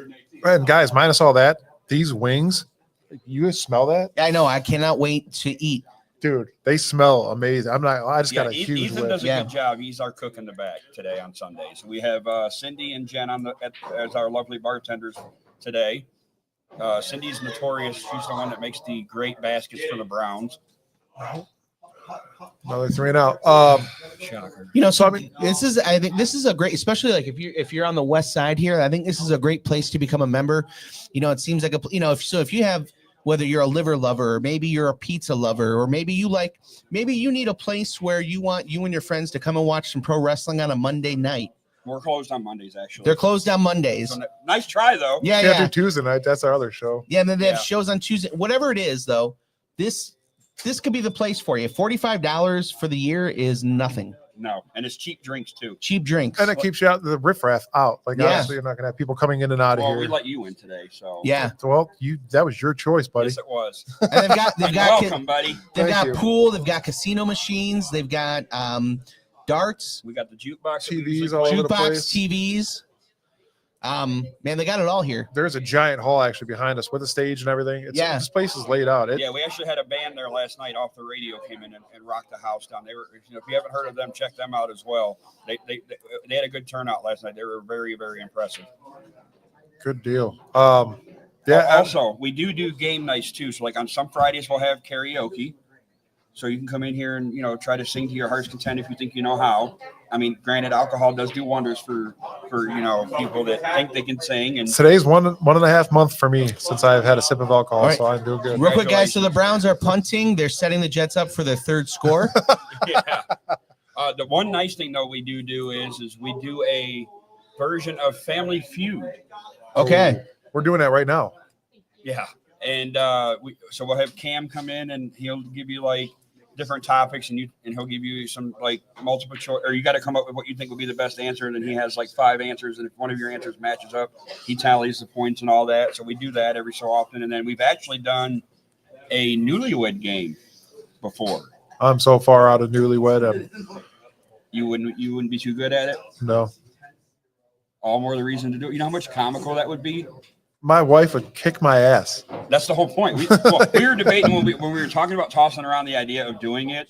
We're like, do we really do this, or is the divorce rate going to go up because of us? Yeah, I get that. I get You know what that. I'm saying? Like, we don't want to be the root cause or the reason behind it. Well, if you are though, you could be sponsored by a divorce lawyer. That is true. And then have him have his cards around for all. Yeah. And just hand them out if you want to play the game. Here's the card, just in Yeah. case if something happens at the end of the day. Yeah, and then You you do never that, know. and then you have and then have someone here that also renews vows, so you can do it either way. You know what I mean? 2 sponsors. 50-50. Yeah, man. Either way, yeah. Yeah, dude. No, I get it. So, Adam, tell us a little bit about your Browns fandom. How did it start? How are you here today? And how do you feel about the Browns right now? Well, unfortunately, it was one of those things, I guess you could say I was born into it. You know what I'm saying? I didn't get, I grew up watching them. My first game, which I can't remember what year it was, to be honest with you, but I just know that it was at the old Municipal Stadium, so that gives you an idea how far back it was. And we beat the god-awful team from Pittsburgh. We beat them 13-3 that day. Okay. So I still remember the score. It's rough being a Browns fan. It really is. Because when they left, obviously, I think it was the wrong thing. I think we should have kept the team, and Modell should have got the expansion team in Baltimore, is the way I feel about it. I agree. It's one of those things like every year, like I've gotten numb to the point now that I don't even have high expectations because I just know they're going to kick in the junk basically, every week. And it's my brother-in-law says it best. They're always snatching defeat from the jaws of victory since 1999. Mm-hmm. Because I don't understand. Like, I swear we're cursed. Like, I always say God hates Cleveland. Do you think it's a stadium? Or Isn't there a rumor about that somebody put a curse on them where the stadium was built or something? Like, I guess we'll find out when they get to the Dome if anything changes or not. they supposedly took that curse off on 92.3 The Fan like 2 weeks ago. They had a guy come in and did a ritual thing. Okay. And we lost the next game. So that didn't work. Yeah, no, that didn't work out. So the sage didn't do anything. No, nothing. I'm not burning sage. My wife burns enough of it for the show. So I'm not asking her to do kinda it have for the to. Browns. No, I love the Browns. I do, but anymore, like the last couple of years, it's been really hard to the point where like I might watch the first or second quarter, and then I've seen enough, and then I go do other things, or I'll stick to Red Zone and just watch all the other games because it's just unwatchable at this point. It really is. We started this podcast in 2023, and that was when we came off of a good year. Obviously, that was the Joe Flacco in the playoffs game. You know, we thought we were going to do something, so it was fun. And then it just turned into. I mean, it's still fun, obviously, to talk about the Browns. They give us plenty of content. That's never going to go away. Right. But at the same time, we'd like to talk about winning, and that's not our culture anymore at all. Yeah. So we're kind of bummed out, but it's still – there's so much that goes into this team and so much love that we've had for this team for decades that we like talking about it. But just let's talk about some wins, guys. That's what we want, right? Well, that's Or like, competitive football. Competitive, yeah. That'd be great. you guys ever listen to Unsportsmanlike that's on in the mornings on ESPN? No. I do not. They have one host where they were doing the best fan bases of all time. Nobody said a word, and then I can't remember what his name is because I know Chris Canty's on it. There's a female, and there's one other gentleman. The other gentleman brought it up. He goes, look, I don't know how you guys didn't do it. He goes, the Cleveland Browns, by far, bar none, have the best fans in all of sports. He goes, for them to get their team taken away from them the way they did and to still show up every week when as crappy as they've been with the products that they put on the field and these people still show up, he goes, you have to give it to Browns fans. And he's right. Is that what it's going to take for them to realize that maybe the fans just start revolting and stop going to games, that they would finally maybe do something to the point where, you know. Go ahead. Well, I don't know. The thing with the Browns is that I don't think that the Browns' futility comes from a lack of desire. You know, so with the Guardians, for example, the Guardians in one of the issues with them is, you know, I think lack of spending, right? That's not happening with the Cleveland Browns. The Cleveland Browns spend money. You know, like what we were talking, Sam brought up earlier, you know, that he has read or heard that whenever it is that the Browns players need something, whether it's equipment or an improvement in the facility, Haslam does it. You know what I mean? The issue is not a want or a desire with the Cleveland Browns. There's just some sort of disconnect. I can argue that the grades that came out this past year for everything in the Browns facility was not good. Okay. That was not good. But is it because it's in Berea and in Cleveland, or is it because It's not state of the art and up to date. Okay. Which we did we did a lot in Berea. They got a new workout room. That's all implemented now. The workout field isn't in the middle of the practice field inside.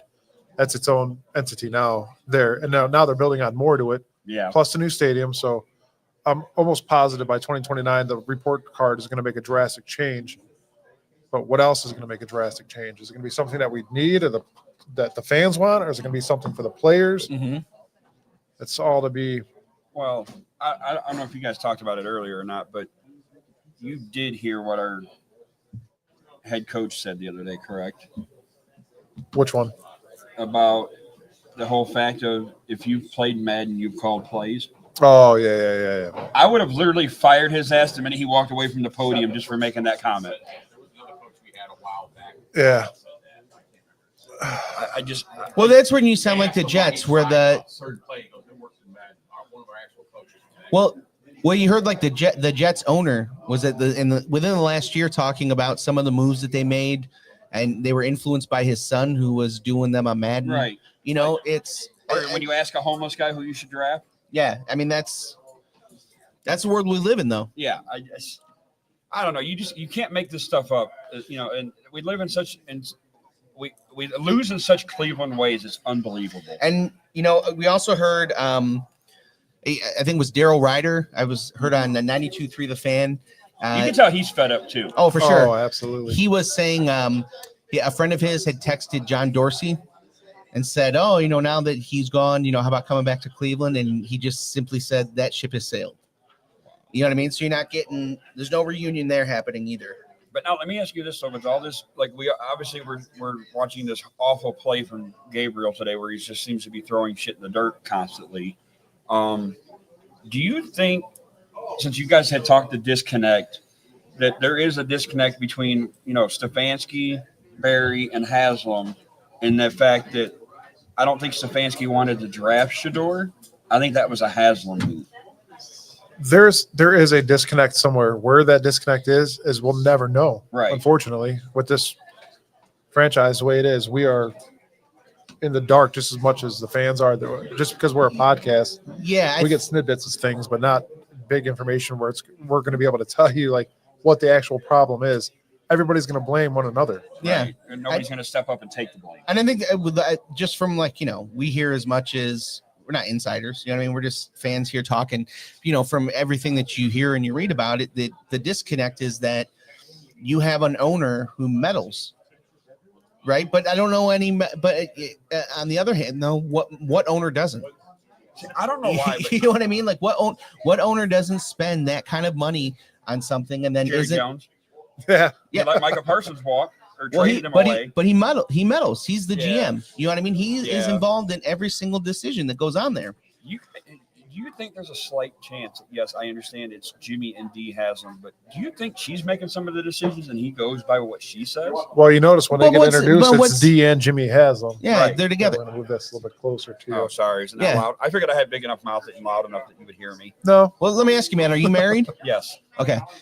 Are there decisions, big time decisions that are made We with make them together. We don't with do your anything with your without the money? other. With your money, you know what I mean? Yeah. So if you're going to write a check for $232 million, that's going to come out of that's going to be made with you and your wife. Still don't like that one. I mean, I was all for picking up Deshaun because of what he had the potential to be. But I just think all the off-field stuff just ruined him. And Oh, for sure. He became a head case. But you knew that when you made that trade. Yeah. You knew that stuff was happening. And you couldn't just sweep it under the rug when more and more kept coming out. And not only that, but he was a healthy scratch for the year before. He sat out the year before. You knew that. Yeah. Something was There's a disconnect there somewhere. there was a disconnect there. You don't sit out a full year at that age in your prime on a contract dispute. What else? There was something else. Yeah. You knew that, and you still made. And I won't lie, I was excited when they made that trade. Yeah. You know what I mean? I was the day that they traded out of the pick for Deshaun Watson. I tweeted, "This is gonna cost the Browns a lot when they trade for him And it in the did. future," and it did. Yeah, because You- look at Baker. That was the one thing that you don't like Baker? I love Baker. Oh, I do too. And that's the thing. Like, I was a big Baker fan. So, like, that was the kind of like, I was all excited about the Watson, but then I'm like, crap, what about Baker?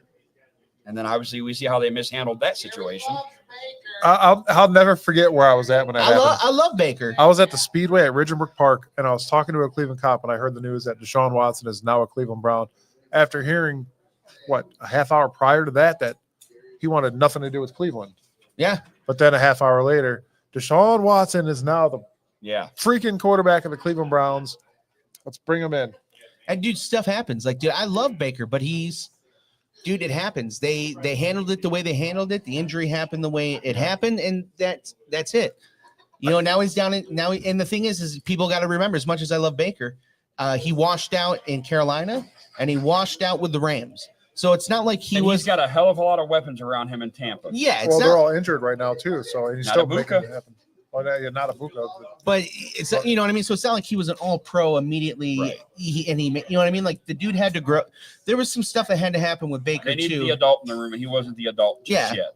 Yeah, He had to mature yet. for sure. So Unfortunately. it wasn't like the Browns told when the Browns chose somebody other than him, they made the right decision. That he was not the guy, because he wasn't the guy there, and he probably wasn't going to But we all become the loved guy his here. attitude, though. The blue collar, like trying to play injured. That and he wanted Yeah. to be here, but it seems like the more people want to be here, the more we run them out. Yeah. It's always been that way. And Cleveland, I've always said, Well, Cleveland has always had an infatuation and a love for the backup quarterbacks. Well, not only that, but I don't even think it's whether or not, I mean, we want them to want to be here and we run them out, but it's also, we are so starved for somebody to be great and pick us up. It's that the Get us out of this rut. the moment that they are not the answer, or they're not perfect, we are just like, we're let down, and it's like, you lied to us. Yeah. You know what I mean? It's like we're an abused girlfriend or husband or whatever it is, Constantly you know? getting cheated on. Yeah, and it's like, you I'm know, an and it's abused like fan. the moment you come home late from work one time, it's like, I knew you were, Yep. I knew it. And Yep. you know, you're never gonna have a functional relationship when you act like that. And that's the way the Cleveland Browns fans are. And it seems like lately that we have a very dysfunctional front office and coaching. Like somewhere, like you can see that it feels awkward all of a sudden. Like you don't see a lot of Stefanski and Barry together much as you used to. Yeah. You know what I'm saying? Like they're always doing separate interviews now. Like they're never really like I know they're in the same room, but you just don't ever really see them together. Well, I think part of it though is I think part of the reason you're not seeing Barry right now though is because you know, behind the scenes you knew what was going on with DePodesta. You think he's getting promoted? Barry? I don't. Barry's a smart dude, man. You got to remember too. Like Barry left here, went to Philadelphia, and was like the number one up and coming smart dude in football. Right. He's great with the cap. Like the only reason that Browns are in cap hell right now is because Watson didn't work out. As Yeah. far as what they did with the cap and kicking the bucket down the line, they they did it very well. Like teams are following what they Seriously? did. Sorry. I don't know what that was. He literally rolled. He did a fake handoff, rolls to his left, and then throws it back to the right, but he overthrows his receiver. It was a play action screen. It looked like, and then way. And that dude saw it 6'4". I don't know. Well, ladies and gentlemen, we're going to take a quick break. We're going to get some chicken wings in us, and hopefully, as we go, the Browns will start going. Thank you guys for coming in, by the way. Yeah, so we're gonna get. I am so hungry, guys. Yes, thank you everybody that's here. We all love you guys. Appreciate you guys. Let's go Browns. Can I get a dog check? And that is the way the cookie crumbles, ladies and gentlemen. We will be back probably around halftime. We're going to talk about the first half, and Yeah, stick with us, guys. Gary Lee's going to have wing sauce all over his face, not just the sauce from our sponsor over there at Lego Heads Barbershop. Also, guys, get down here. We got Cleveland ketchup box that we're going to give away that we're going to figure out how we're going to do that now. Jen's looking at me like, what do you want me to do? We're going to give this away. What's in the box? If you guys are on our Facebook page, you can see what's in the box. Last time we kept it a surprise, but obviously there's ketchup in there. I can tell you that. But we're going to be back. We're going to figure this out here. Thank you guys for joining us. We'll be back at halftime to go over the first half. Until then, go Browns.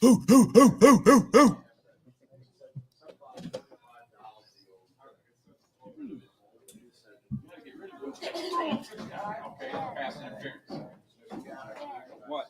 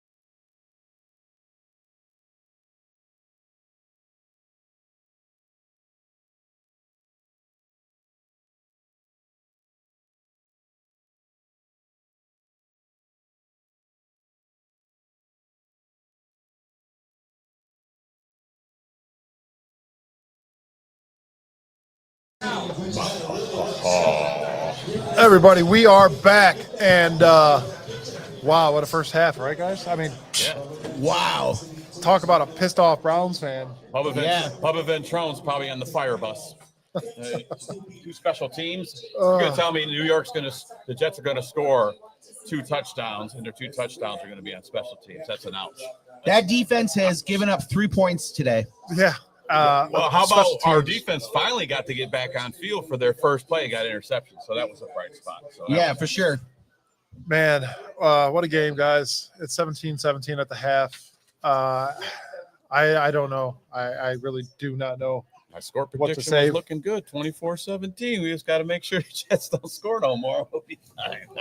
This team makes it very easy to be upset. Yeah. All the time. All the time. It's constant. It's never ending. No. And it's just to the point where like we're at the Moose here in Elyria, guys. Come down, have a drink with us. Come down, sign the book. Sign the book, become a member, have fun, eat some good wings, Have a Mountain Dew. have a Sprite, a 7-Up. Sorry, if you're a Sprite lover, there's 7-Up here. Enjoy Another it. shout out to the Moose, really, man. Everybody's been really nice here. Nice little crowd. They do at the end of the month, they have a reverse Chinese raffle, and you should see all the baskets. I counted a quick count of around 30 to 35 baskets. Yeah. They're doing that at the end of the month. That is on the 29th. Yeah, the Moose is where it's at, man. And get over here and buy a Bearded Brown shirt. We got the coolest logo in the land. Yeah. It is literally the coolest logo. Oh, Steve disagrees. He's not even a Steelers fan, but he better be careful. I'm gonna steal his wallet. They're so welcoming here. They Steel even part, right? they're so welcoming here. They even allow Steelers fans to come in here, which I don't necessarily agree with, but they do it for some reason. They do it here on the west side of Cleveland. It's the west side of Cleveland too, which is even weirder. We I can have this understand when west side versus east side argument right now. But- I will fight you. No, but listen, this is what I'm saying. I'm not even saying that. You wouldn't even let me finish. You're Mr. Jump to Conclusions. You are. I don't know why you want to fight so much, which is probably a West Side thing. You but were just listen, talking about wanting to fight 10, 15 minutes ago. I wanted to fight Steelers fans. You're talking, but you're getting weird here. What I was You gonna stood say, up and wanted to fight Sam. what's because he tried to give Andrew Berry a B. You know what I mean? Those are fighting words. You know what I mean? You are the violent one here. You know what I mean? It was a C, and that C went to an F- after them 2 special team blunder for a touchdown today. What the? I mean, come on, man. It's bad. Yeah, it's not good. What You is know? that Steelers fan doing? But it is 17-17. Highlights for me is Fannon's still looking good out there. Quinshawn's out there looking decent. I like seeing Dylan Gabriel roll out. He's getting better Him and production. his that way. homies Roll with out. his arm back, throwing to his homies.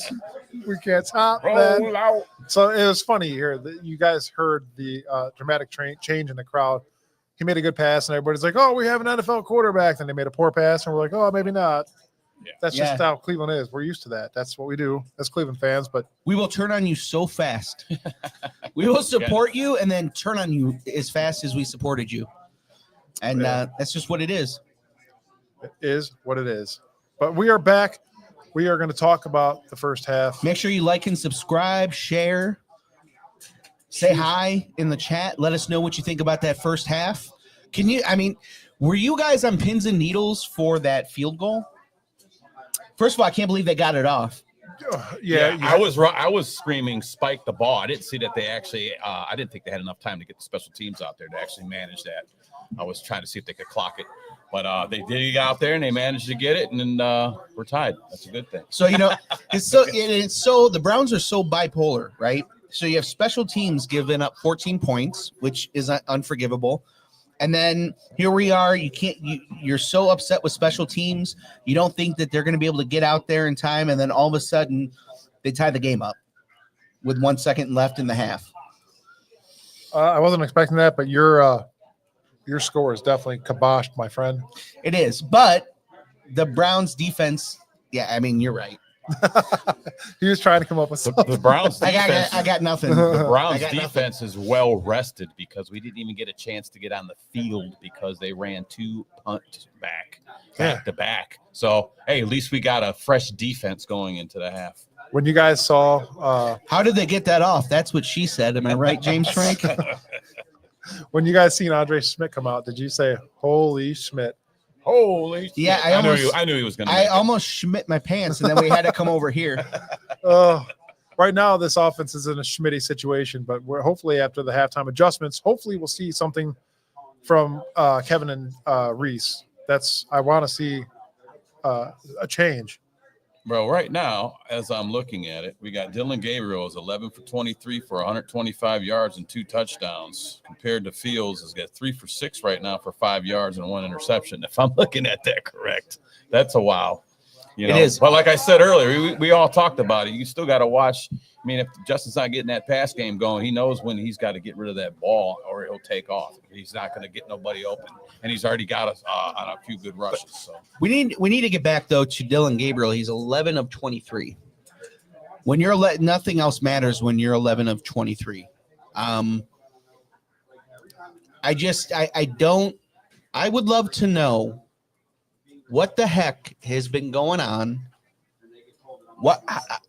Why isn't he ready? So the rumor is that he cannot read a whiteboard. He's not great at reading defense. No Which- way. There's no way. There's no way to tell that. I agree. There's no way to tell that he can't. I mean, obviously the coaches and all that see that. We do What not. do you mean? What do you mean he can't read a whiteboard? His father is an NFL Hall. That dude. he's supposed to be that supercomputer, right? You would think. But listen, Yeah, but your supercomputer is 11 of 23 against the Jets. but do you think that when he went in there for these team interviews, That's better than being 3 for 6 right now. calm like down, Justin Chad. I was Fields. almost finished. Say, go No. ahead. Go ahead. Continue. Anyways, I'm gonna keep interrupting you now for that. Hey, can I get a cup of ice over here, please? Put a chat on. Put a chat on. Yeah. Anyways, I think that when he went in for team interviews, he was lacking certain things. I don't know if it was arrogance or being cocky, saying I don't have to read that. You know what I mean? There's certain things that could have happened in these team meetings where he fell from a first round pick. Team meetings were 9 months ago or however long I it know, was. but I'm saying that's still a factor into every coach's decision today. No, it's not. He's not. Those meetings are over. He was drafted. You've had mini camps. You've had the preseason, and now you're in the middle of the season. You're what? 9 games in. This guy, what the hell is going on? We don't see behind the scenes. That's the downfall. I get that. So tell us what is going on, because right now you are trying. You gotta live and die by the sword.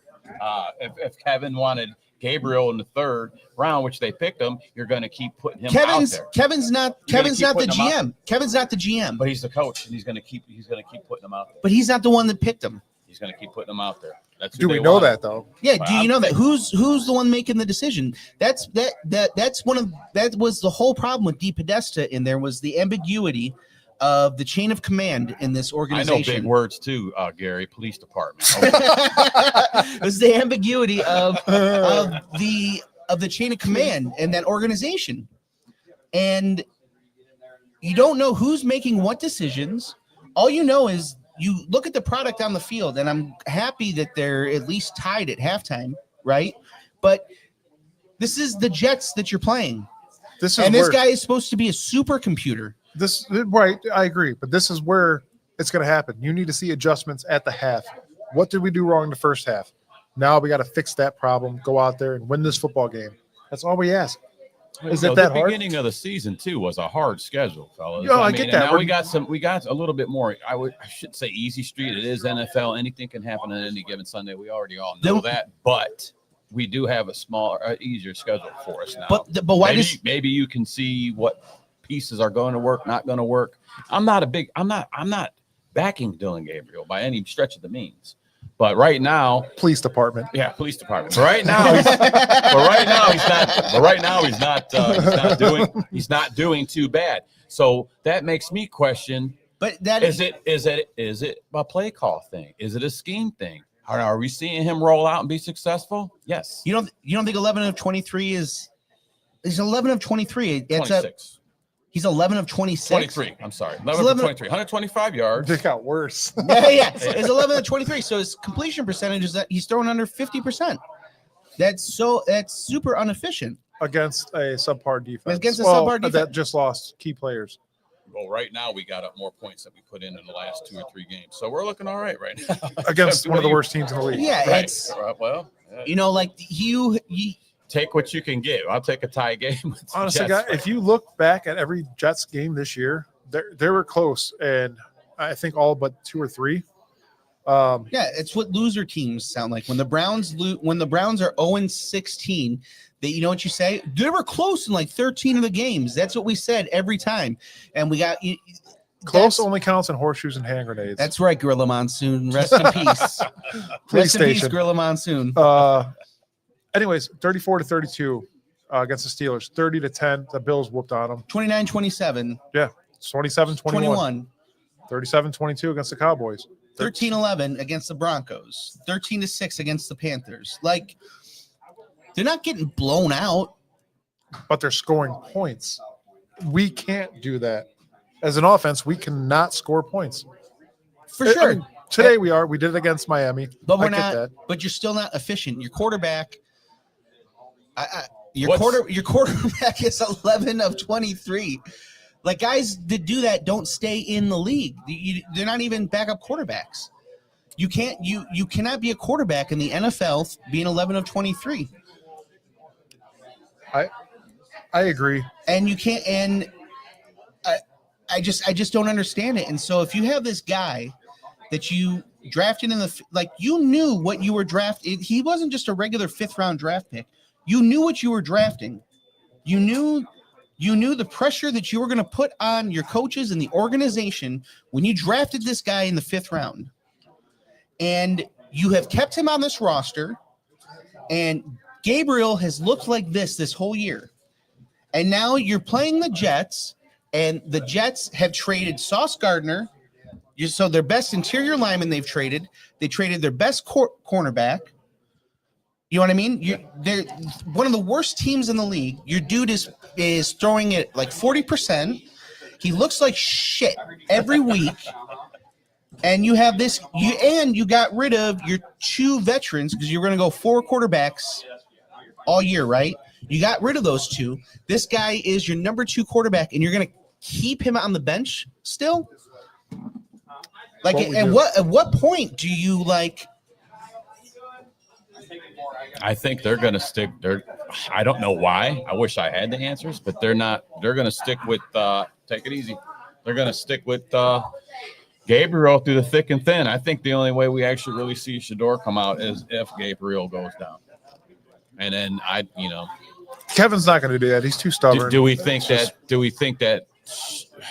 How is Shador going to do any better with the weapons that we have on wide receiver? The non-weapons, I should say. He's at least accurate. He at least has elite tools. Well, I've seen a lot of elite running backwards in preseason too. So he's not even in a real-time game right now. So, but you haven't even given I him think if you put the young man out there right now, you're doing it way too soon, and you're just going to you're going to destroy him before he can show Listen, you. I am all for developing a quarterback, but when you are in the shoes that the Cleveland Browns are in right now with 2 rookie quarterbacks, see what both of them could do. Yeah. Well, let me ask. I would say towards the end of the season, you do that towards the end. Yeah, of the but season. you- last couple games, We won 2 One- games. last couple games. You do it until the end of the season when guys have already given up and You're going to put nobody's him in. playing You're going hard. to put him in at the midway point so he can go And out then there and he goes out there and fails. And then But then you want to talk about But then you then want to what talk are we about going to bitch about? But then what? Okay, you talk about wasting, right? You waste. You put a.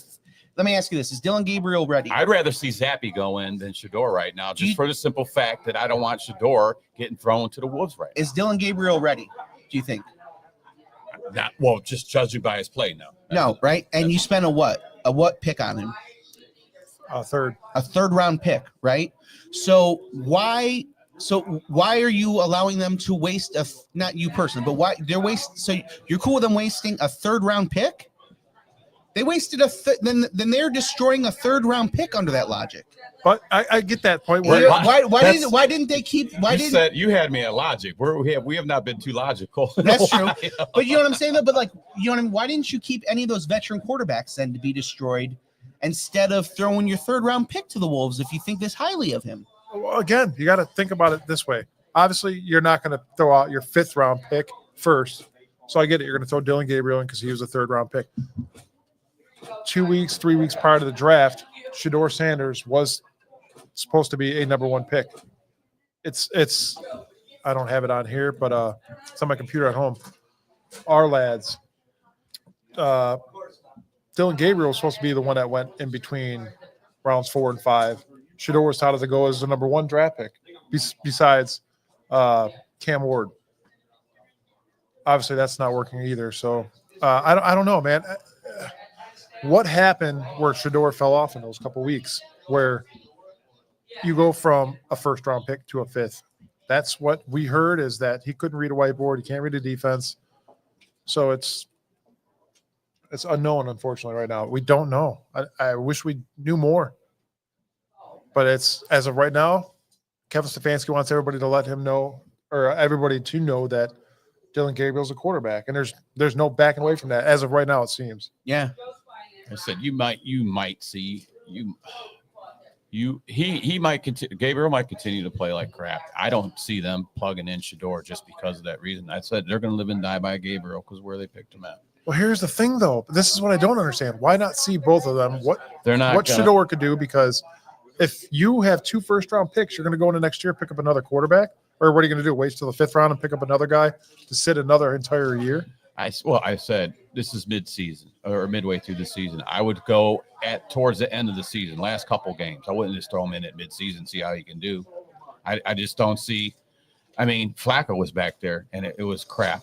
Okay, you could have an elite quarterback back there right now. I think it's going to be crap because you are working with no weapons.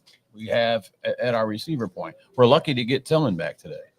Well, then, I mean, we got somebody above 6 foot that can actually go out there and catch the ball. That's great. Well, then why didn't you just let Flacco stay back there and get killed? That boggles my mind. and then you traded him within your own division. Yeah. Or what sense did that or make? If you didn't even want to do that, then why didn't you keep Kenny Pickett? Who cares if he pulls his hamstring if he's just the guy to get killed while you're developing your 2 young guys? That's another thing that makes you go, That blew my mind because that was Angel's guy too. Like, Angel was dead on Pickett, thinking that this scheme was going to be what Pickett needed to be to shine in the NFL. And I agreed. Like, Angel had good stats and everything that pointed in the direction of him being able to start for the Browns. But unfortunately, we made another dumb decision. Do we know that or not? I mean, where's he at now? Where's Kenny Pickett at now? Is he playing? So you traded him to the Raiders, right? Yeah, but is he playing? No, I don't think so. No. And that could be a scheme thing. What does our offense have that the Raiders or whatever team he's at now doesn't have? Mm-hmm. Could he have shined here? Could he have not? We'll never know. That's done and over with. Now we have 2 rookies and a guy that is unfortunately not as good as he used to be. Yeah. And would you guys be against Deshaun Watson coming back after he's able to? as long as it doesn't jeopardize what future could be had for Shador. Yeah. I mean, I think if you put that kid out there at this point in the season with what we got going on, it's going to be the same circus. And then what's everybody? Let me just say, let's say if Shador goes out there and he shits the bed, then what are we going to talk about? Well, then that'll quite. Then what are we going to go? I told you, put in Zappy. Either way. Well, no, but then you know that you got to go to. Then you got to know that you got to look for another quarterback. Well, last couple games of the season, not the midway in the season, you don't put him in there. Well, we've seen Dylan Gabriel 5 games. Are you happy? No. All right, so let's see Shador Sanders for 7. Because if you're putting Shador in the last couple games, Put Shador in. Put Shador in. I honestly didn't like that we don't have a veteran quarterback at the helm. Period. We do. Yeah. No. Well, you don't yet. He's a bench warmer. You don't yet. You know what I mean? They had the. Oh, he's on the roster. Yeah, but he's not technically taking up a roster spot yet. He's still on the PUP list, and he that 3-week window hasn't started yet. He's not taking up one of the 53 men spots. So Yes. he's not technically on the roster yet, but he will be there. Massage him up and throw him out there. I mean, if he's a guy, if he give him a rub down, throw him out there, and let's see what happens. All right. I mean, I think what's going to be weird is if they get put in a position where they have to play him, and he comes out and he's old Deshaun, and then they have to think about extending him. No. I don't think he's going to be able to Deshaun. So I think at that point it doesn't even matter. But what if he is? That's a big what if. There's too much time went by. I think too much time went by for him. I think too much time went by before he even came here. Well, yeah, that was too. That was another thing too, that we already knew that he was not going to be the play for X amount of time, and that was detrimental to him even getting started. I did not like. I'll say it again. I did not like Deshaun Watson coming to Cleveland. I think that was a bonehead move, and I'll stand on that until I've said it since day one. I'm not going to change my mind now. There's nothing there that's going to make me change my mind on Deshaun Watson. So another quarterback for the Jets is out with a concussion. Worst trade in NFL history. Garbage. Real quick, guys, another cornerback for the Jets is out with a concussion. So there is no secondary playing against the Browns right now. And we'll still annihilate ourselves. All right. Oh, we're handing the ball off. Quinshon Junkins just got a first down. I do see a lot of handing off on first down, which tears me up. I've seen a lot of look at the last games. A lot of the first down is always a run. I mean, that's being predictable. Maybe that's common though. Well, yeah, but why? If you're the Browns right now, you need to do whatever. Don't be common. You got to be uncommon. Yeah, you know what I'm saying. Do something different. Oh, they're going to run on first down again. Because if you go back and watch the last 5 or 6 games, you're going to see them run on first down. Yeah, the tight end screen. Let's do a reverse. Yeah. Let's see how we could fumble that and give a turnover. At least we're not doing flea flickers in the first half like you did in the last game. I don't know what that garbage calling was. That was horrible. Yeah. Anything you guys want to say before we close the show for today? No, I just I appreciate everybody sticking along and watching the game with us. Thank you very much for all your support. Make sure you like, subscribe, and just thank you very much, everybody.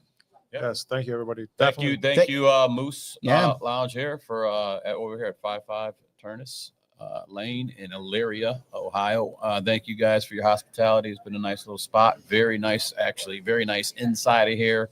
They have a lot of things coming up. If you're looking for a membership, you're a local person, come on down, get you a membership. Dog check! Dog check! Yeah, they're still here.